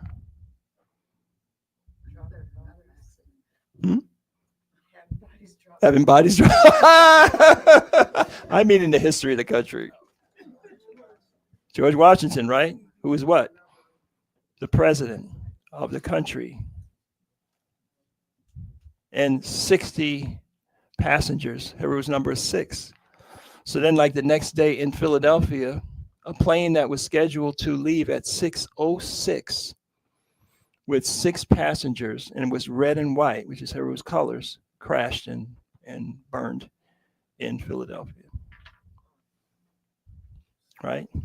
I was in Toronto when a Delta flight, bounced off the runway and rolled over, and wing broke off and flipped over, stuff, So this is how we know we're not tripping like, oh, we just, and the very important question, Heru did not kill those people, right? Right? Secker didn't try to assassinate the president or make the president survive or whatever.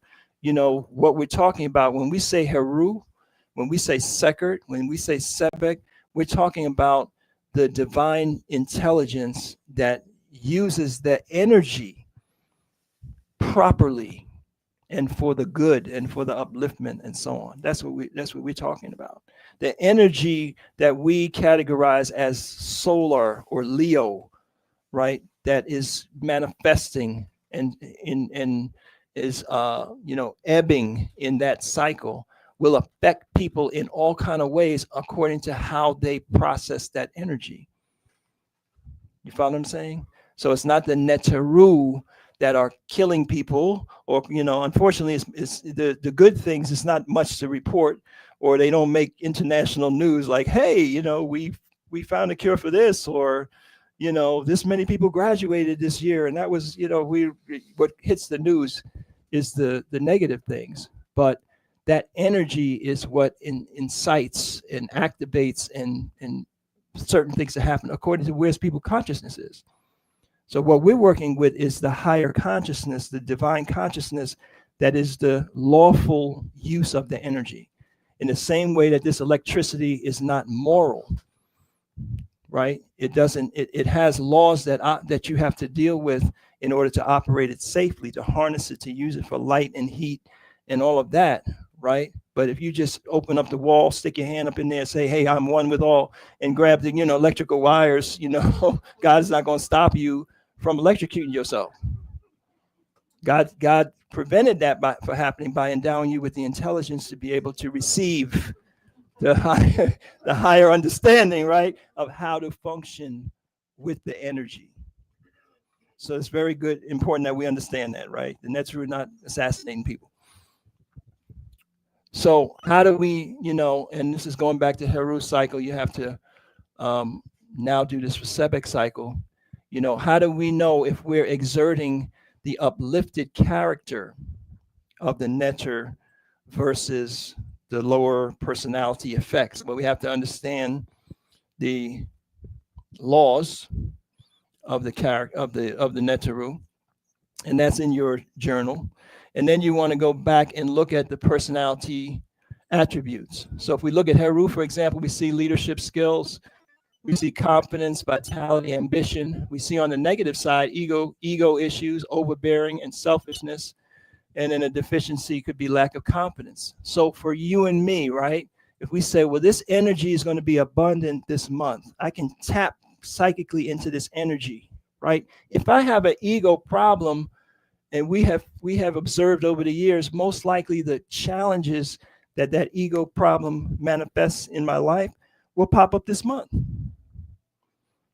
And be like unprepared, like, oh, dang, I didn't mean to, or maybe you don't even see it. You don't even know it, but certain things fall apart in your life at that point in the cycle.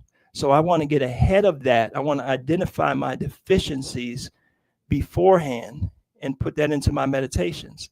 And then on the positive side, I want to say, yeah, I definitely need, to have a better grip on my authority and influence in various domains. I'm in a job, I'm a supervisor, and, the people that's supposed to be working for me, they late, they just ignoring me. And what, some people have a natural authority about them. It's just an energy.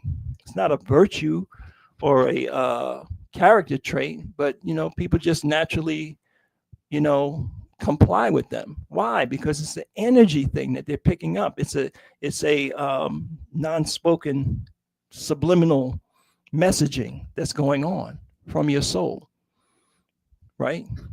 That's why people get elected. That's why people get, you all know what I'm talking about. You have a group at work, or you have a group, and somebody inevitably says, why don't you, just, take it over, and, you can be the one to organize everything for us. And then we'll all just report to you, right? They either talking to you or somebody. What makes people do that? It's a subliminal energy. So if that's what you see is lacking in your life, then this is the month for you to remember, okay, definitely on every Sunday, I'm gonna do this meditation. I'm gonna hit the hours of sun. I'm gonna learn how to, work with the planetary mantra, or I might be working with and some of you more advanced meditation, right? You're working with the Theta L and other of the angelic. That's another level beyond the archangel of how to work with certain sounds and energies. That's the time for you to activate it. Will it only work at that time? No. But will it be easier? Are you going with the current? Are you going with the grain? Yes. Are you likely to have your crossroads and challenges with that energy? That's the month is coming. I see some of my men's in the room like, yep. So you just hang around these Osiris set people, right? They say two things. One thing they say is, you can't make this stuff up. You can't make this stuff up. The other thing they say is, yeah, it happened in this cycle. And it happened in that cycle, because we just witnessed it over the years that this is really real. So the objective here is let's get ahead of it, right? And let's ride it. Because whether you got a Heru reading or Sebek reading or not, each of these play a role in something that you're dealing with, in something that you're doing.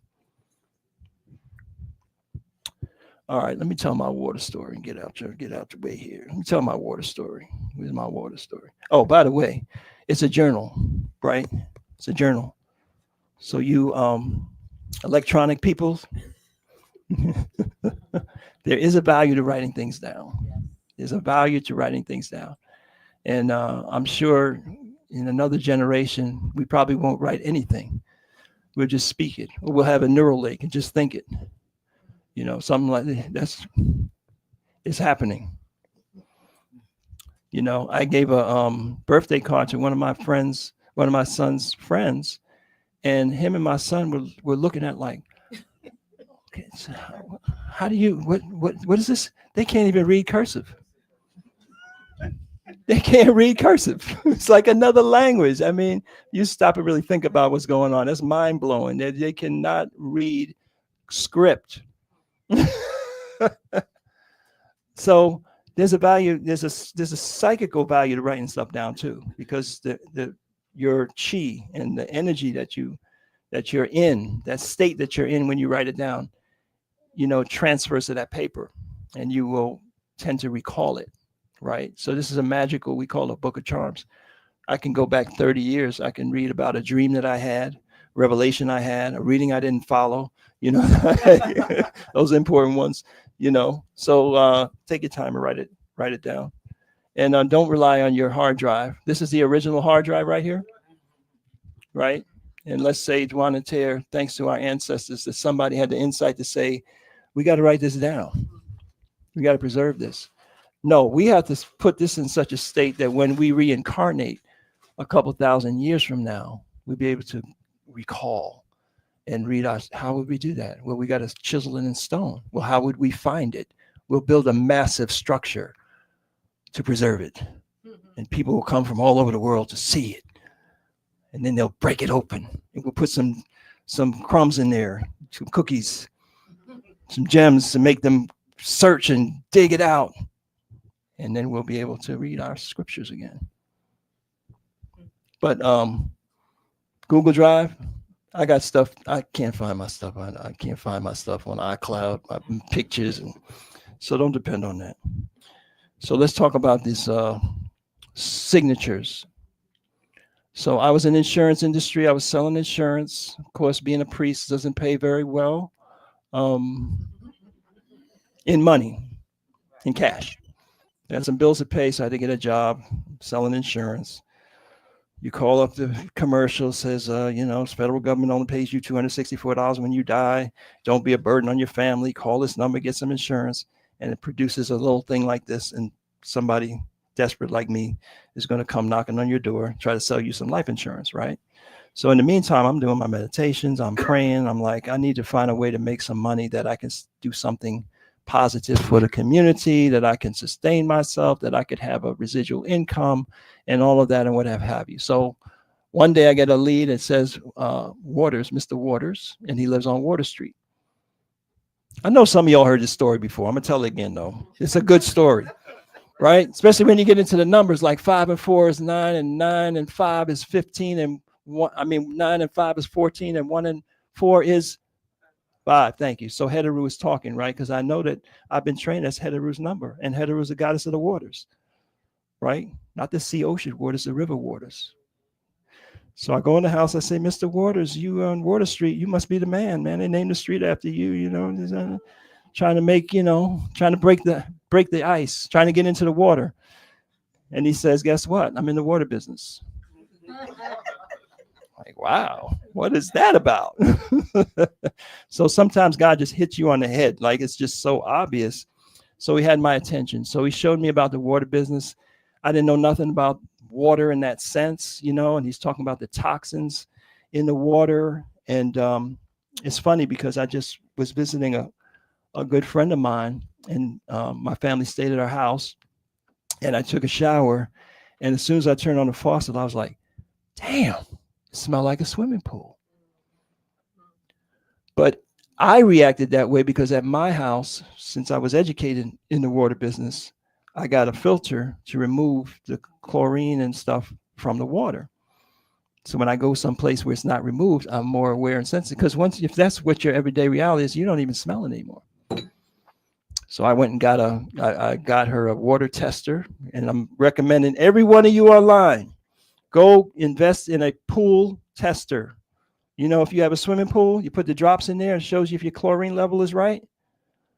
And I did that at her house, and it was yellow as this wall. It was more chlorine than is recommended for your swimming pool, right? And no blame to the water company. I mean, that water's coming out of the river. You know what's in there, the dead bodies that you spoke about and everything else, the recycled toilet waste and everything else, right? So they got to chlorinate that stuff to death to prevent us from getting infected. So that's what it is. It's on you to take the next step and say, so then we got a water shower filter.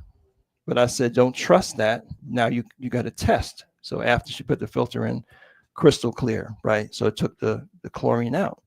But that chlorine contributes to respiratory disease. So a lot of y'all might be, you got asthma, you got bronchitis, you got this and that, and other diseases, cancers and things like that. And you in the shower and you got the music on and you got the steam going and you just breathing in chlorine gas. you know what I mean? So I didn't know nothing about that, but he's telling me about the water business and the chemicals that's in the water, the plastics, the microplastics that's in the water, and some of us drink good water, but you go home and you make a pot of soup and you fill it up with that water, that spigot, that's what they call it in Philly, spigot water, right? You're making that coffee in that spigot water. So you are drinking those chemicals. So this was the water. And I'm like, wow, that's intriguing. Okay, how do I find out about it? He said, yeah, it's going to be big. It's on the West Coast right now. Water stores everywhere. People are aware of this. You can get ahead of this. You should do it, man. I said, you ain't got to tell me 5 times because Heteru already put the signature and said, what do we got to do? So he sent me to the person who had the equipment. His name was Mike Thames, like the River Thames. And I flew out to California. I got the information, figured out how to get the money. Said, okay, but you're going to need somebody to put this together for you when you get back home, right? Here's a guy. His name is Hudson. I said, God, you got jokes. This guy's actual name is Hudson, like the Hudson River. And he showed up and put the equipment together and gave me more education about water and all of that. So, I know this was Heteru. This Heteru talking to me. I don't have to believe, because all the signs and signatures are there. And then all this other information came into my awareness, right? Like this doctor who has the water consciousness, right? Understanding that, they just wrote words on a flask, right? And then looked at the structure of the water. So if you wrote wisdom and put it on a piece of tape and stuck it on the water tube, right? And then you wrote, I love you. You wrote, I hate you, whatever. You see this actual structure of the water changes. That's why we pray, right? That's why you pray over your food, right? Not because you're thanking God to eat, which is fine. Yes, that's good. We should do that. But the other thing is that you want to project, right? That whatever's in that food, and that food is going to be healthy and beneficial for you, because something simple as that, just one word, one phrase would change the structure of what you're dealing with. learned about dehydration, right? If you're not, I would recommend the first thing you do in the morning is you drink 2 large glasses of warm water to get your hydration going, right? We are chronically dehydrated, and there are hundreds of diseases that are passing for diseases when it is a chronic state of dehydration. So what I'm sharing with you is that I didn't know I wanted to go into the water business. I didn't know I wanted to, I just knew I wanted to do something. But God has for you something, probably something bigger than what you're thinking about. And if I wasn't trained, I would have said, oh, yeah, that's nice. You're in the water business. We'll check that out later, my brother. Let's talk about this insurance. How much you got? You got kids? Yeah. How would you feel if your daughter, right, had to raise money to bury your behind? I didn't sell no insurance that day. I was like, my ears are open. God is actually showing me something, right? So you might, like me, be walking by diamonds, be walking by things and not even know because you don't know how to read the signs, or maybe you're just not sensitive to it. You see what I'm saying?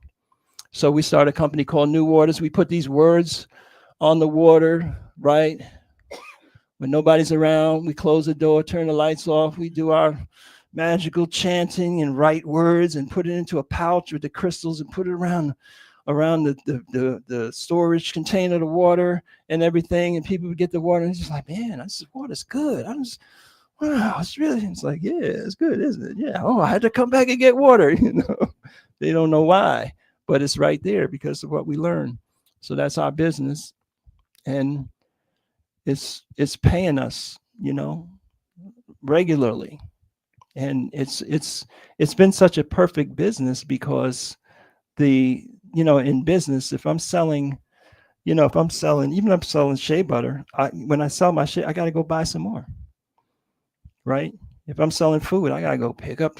Oh, let me tell you, we got to pick up the food. We got to prep the food. We got to do, all we got to do is turn the spigot on. Like the supply is just like, we can sell as much as we can sell.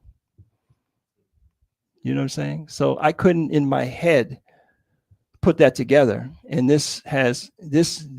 side bonus of this is that we, through our rituals and meditations and everything we learned about meditation that I'm sharing with you, we've been able to have a vegetarian restaurant, which has won an award for the longest running vegan restaurant in Philadelphia of any kind, not just a black business or whatever in Philadelphia. We're over 30 years old, but we are the only restaurant that makes our food with this water. And it makes a difference. Yeah, and the taste and everything. So it's like God has for you something bigger than what you could think that's going to touch many, many different areas of your life.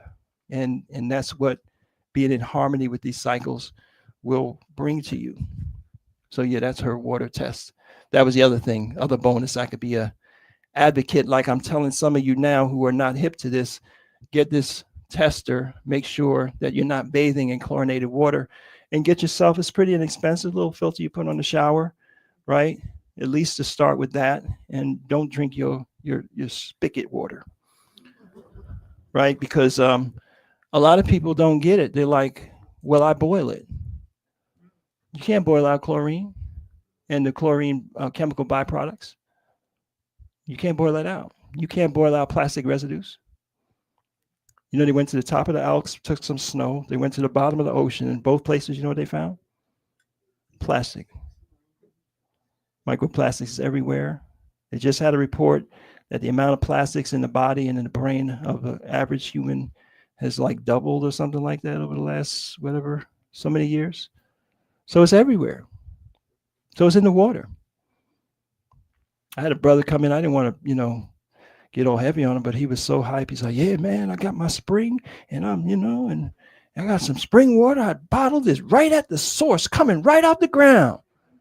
I'm like, you're in North Carolina? Yeah, you're in North Carolina. Wow. Did you see the documentary they had and showed you the chemical spraying, all them collard greens and all that stuff? Where do you think that stuff goes? It goes in the ground. That water's not coming out of some volcanic way down by the magma, whatever that is you science teachers know about, way down in the center of Earth. That's the water table. And the water table is also infected. So get yourself some clean water and get the chemicals out of your shower and all of that and get your meditation on. You got a comment? Water testing. The pool stores, they test the water for free. Oh, they do? And Home Depot has free water testing on there as well. Yeah, I just don't trust them. I'll do my own.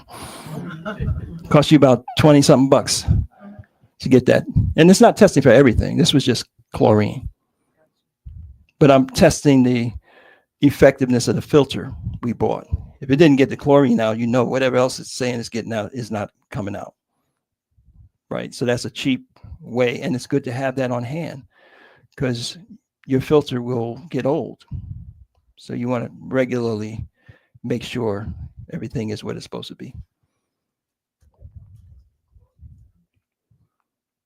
So anybody have a question, comment? There's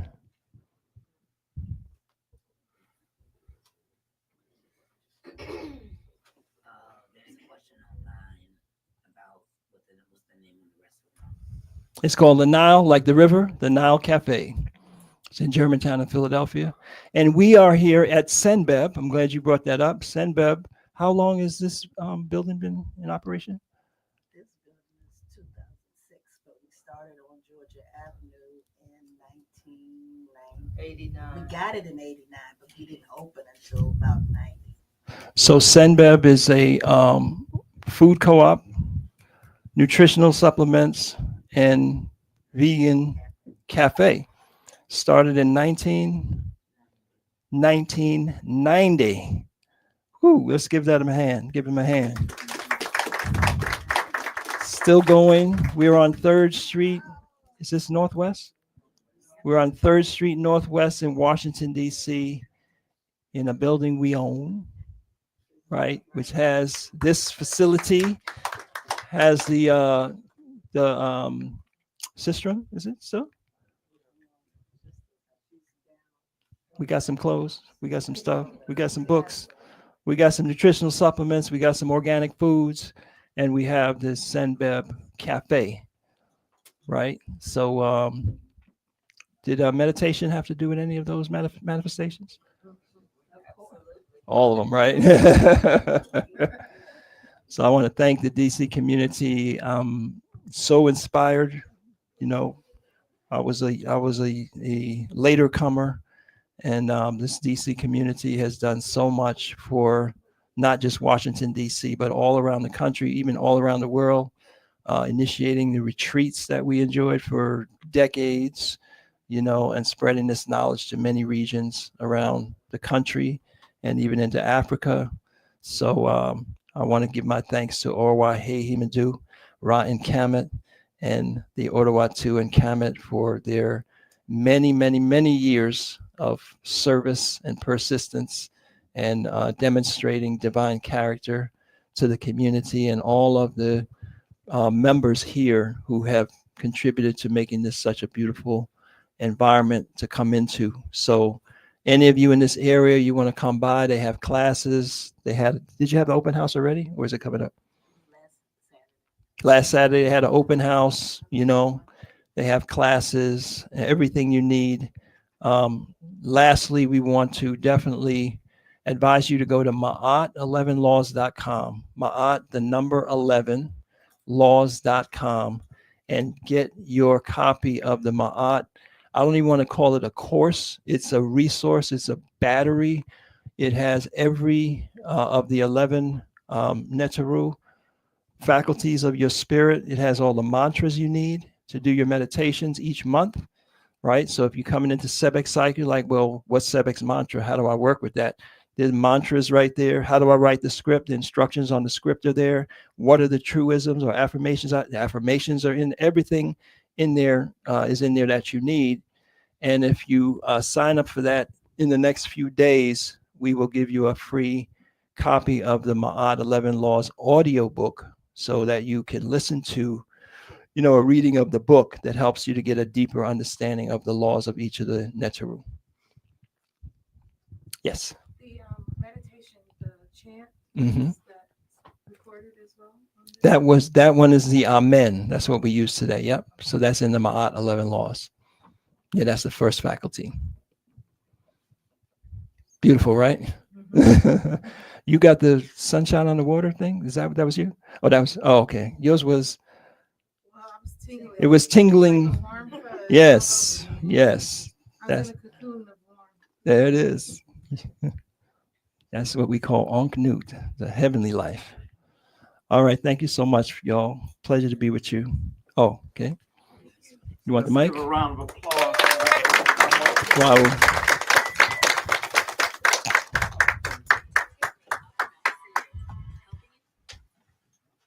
So do have another announcement. Is this being seen on camera? I mean, I know it's kind of dark. It'll be in color, but more of the story is March the 8th, next Saturday at 2 p.m. We're doing a spring equinox workshop. It's free. Twist the arm. It's free. Right here at 2 p.m. So we'll be talking about the cleansing diet for the spring, focusing on the liver detoxification, the energy that takes place during the spring within your spirit. So again, everybody's invited online. Who's online? It will be Hoodie. online. And for the folks who are here, it will be here at 2 p.m. So we'll send that out. Did we get how many people we had with us? So we have 83 people watching, and it's split between Shakma Shekham's YouTube. We have 70 people on that, You want to hold that? and then some people on Facebook as well. Okay, well, thank you. So we got 80 something people online. We got over 20 people here in the room. So we got over 100 folks. All right. All right. Sharing the knowledge we need for success. And our model brothers who came out the Academy of Modeling, they're holding some of the hoodies that have been created out of Philly. Kemet Fest is an annual program that takes place. And it's very warm, all cotton. Yes. It's all cotton. I think it's all cotton, yeah. It's warm. And these are new. The Hero Kehuti one is new relative to us. And there's another one that has the Ankh on it. But yeah, very nice. I got So we're having a special today because the seasons is changing. So you can get any of the hoodies that we have. They're usually $40 for 25 today, $25. And also you can get the journal and the calendar for $25, right? This is usually $30 because it's not just a journal. When you scan this, there's a membership site that there's, like recorded videos and information. We went over a lot of stuff, the details, it's on the site. So and you also get every month, we send out an email to remind you the cycle that's coming up and the work that you should do and all that. So you're part of, a system, not just a book.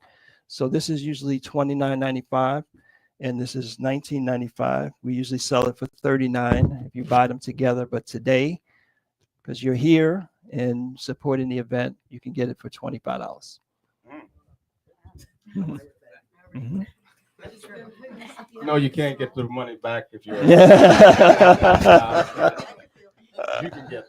If you can do it because you just bought it. The young lady in the back had a question. That wasn't you, or you were just making a comment? You're the young lady in the back. Oh, she said she wanted. We got you. Yes, also on March the 29th, 28th. No, it's the 29th. Today is 1st, 8th, 15th, 22nd, 29th.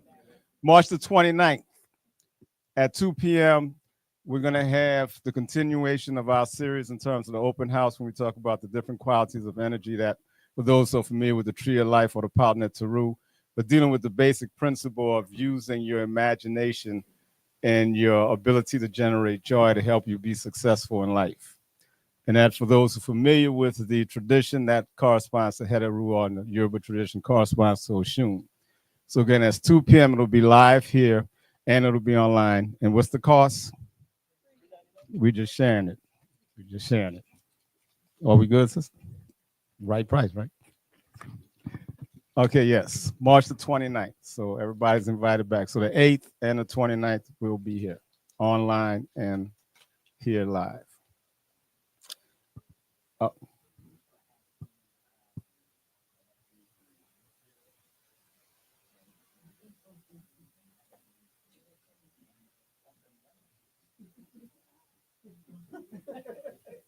They can fly in. We give it to them for a discount. Yeah, we already have a special there, but look at reducing it. You know, people can't do it. One more nothing. Yes, sir. So also those of you online and present, we're having a major fundraiser for our temple on April the 5th, Saturday, April the 5th. We're having an installation of the Osirian Metaphorine mural, which is a 200 something square foot, 10 piece, 9, maybe 10 piece, we'll see, mural that is being donated to us by our community in Milwaukee, Wisconsin. So we're having a big event around that. So we would welcome you all to be here.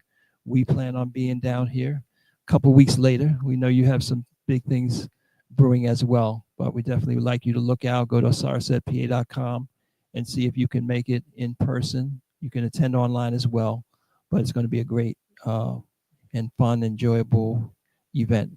April 5th, Saturday, April 5th. So as we chronologically go through the spring, so on Saturday, April the 19th, and anyone who didn't get the flyer on, on the Equinox, you can take one, pass it around, please. Non-members. April the 19th, we're going to have a gala celebration for the Paramount King, Orwaihe Maduran Kamen. I'm doing this because this is him in the flesh right here in front of me. And he's celebrating 56 years. He's only 60 years old. You know, to make that check payable.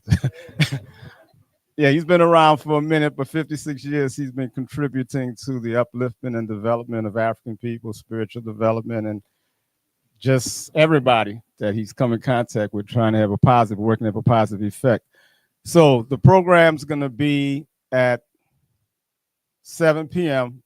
It's a gala event. It'll be a dinner and entertainment and acknowledgments of Orwa. It's going to be at the Riderwood Senior Complex. This is in Maryland, Silver Spring, Maryland. It's not far away at all. And that's on the 19th. On the 20th, he's continuing with the celebration. It's also like a pre-birthday celebration.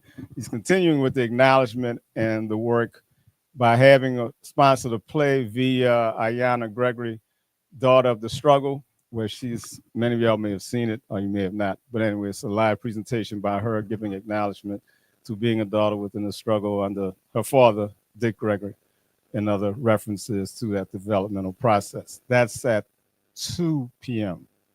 on the 20th. So the price for the gala celebration is $50. The price for the play is $25. Is that discount still in play? No. Well, so $50 and $25 for the event. $50 for the gala celebration, $25 is for the Daughter of the Struggle. So you're invited to that.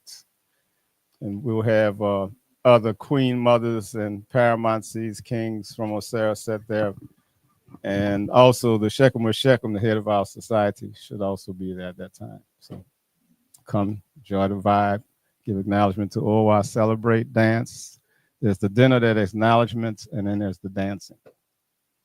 So, yes, ma'am. At the pool.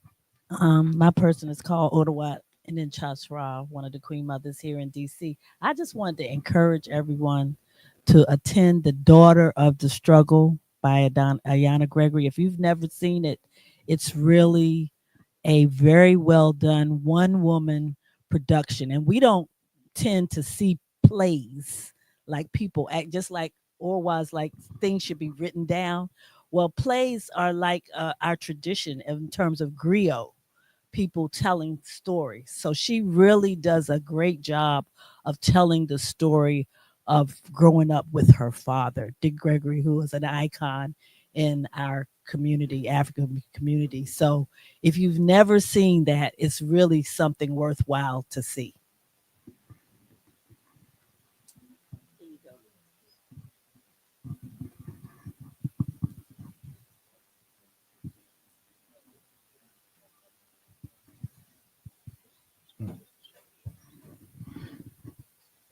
Okay.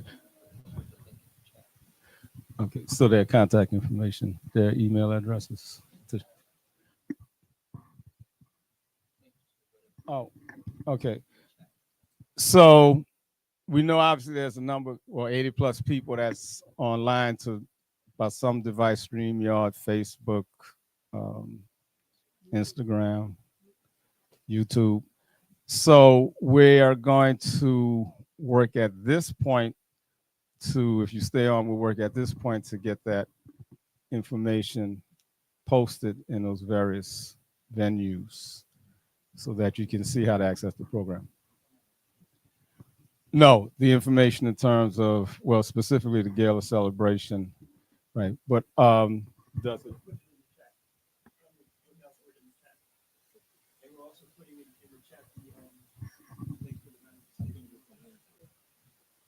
Okay. So, yeah, we'll put it in the chat. Is that purposefully? So would you be able to put that in? All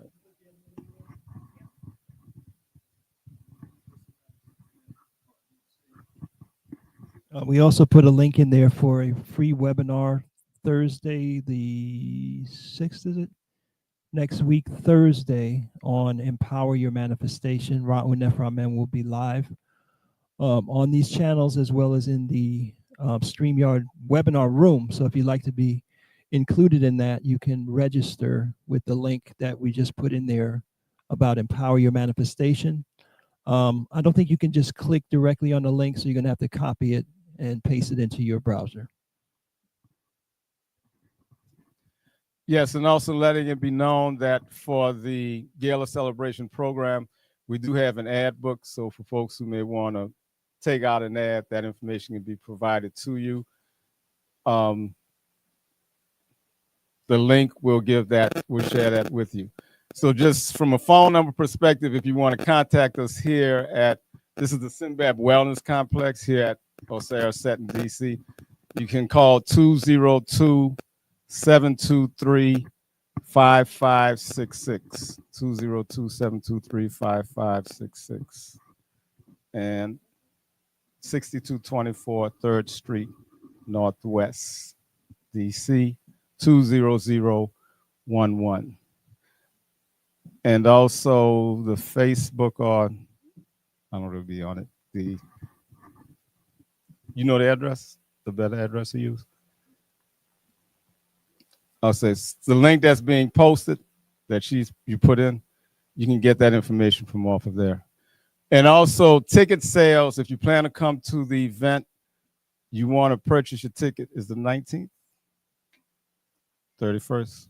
You want to purchase your ticket by March the 31st. The program is April 19th, but just in terms of having a head count of folks coming and preparations and food and so forth, please purchase your ticket by the 31st. Okay, so we don't want to hold folks physically any longer, definitely spiritual. But thank you very much, Duau, for attending. Peace and Hetepu. See you next Saturday, 2 p.m. Spring cleansing. Duau. Thank you.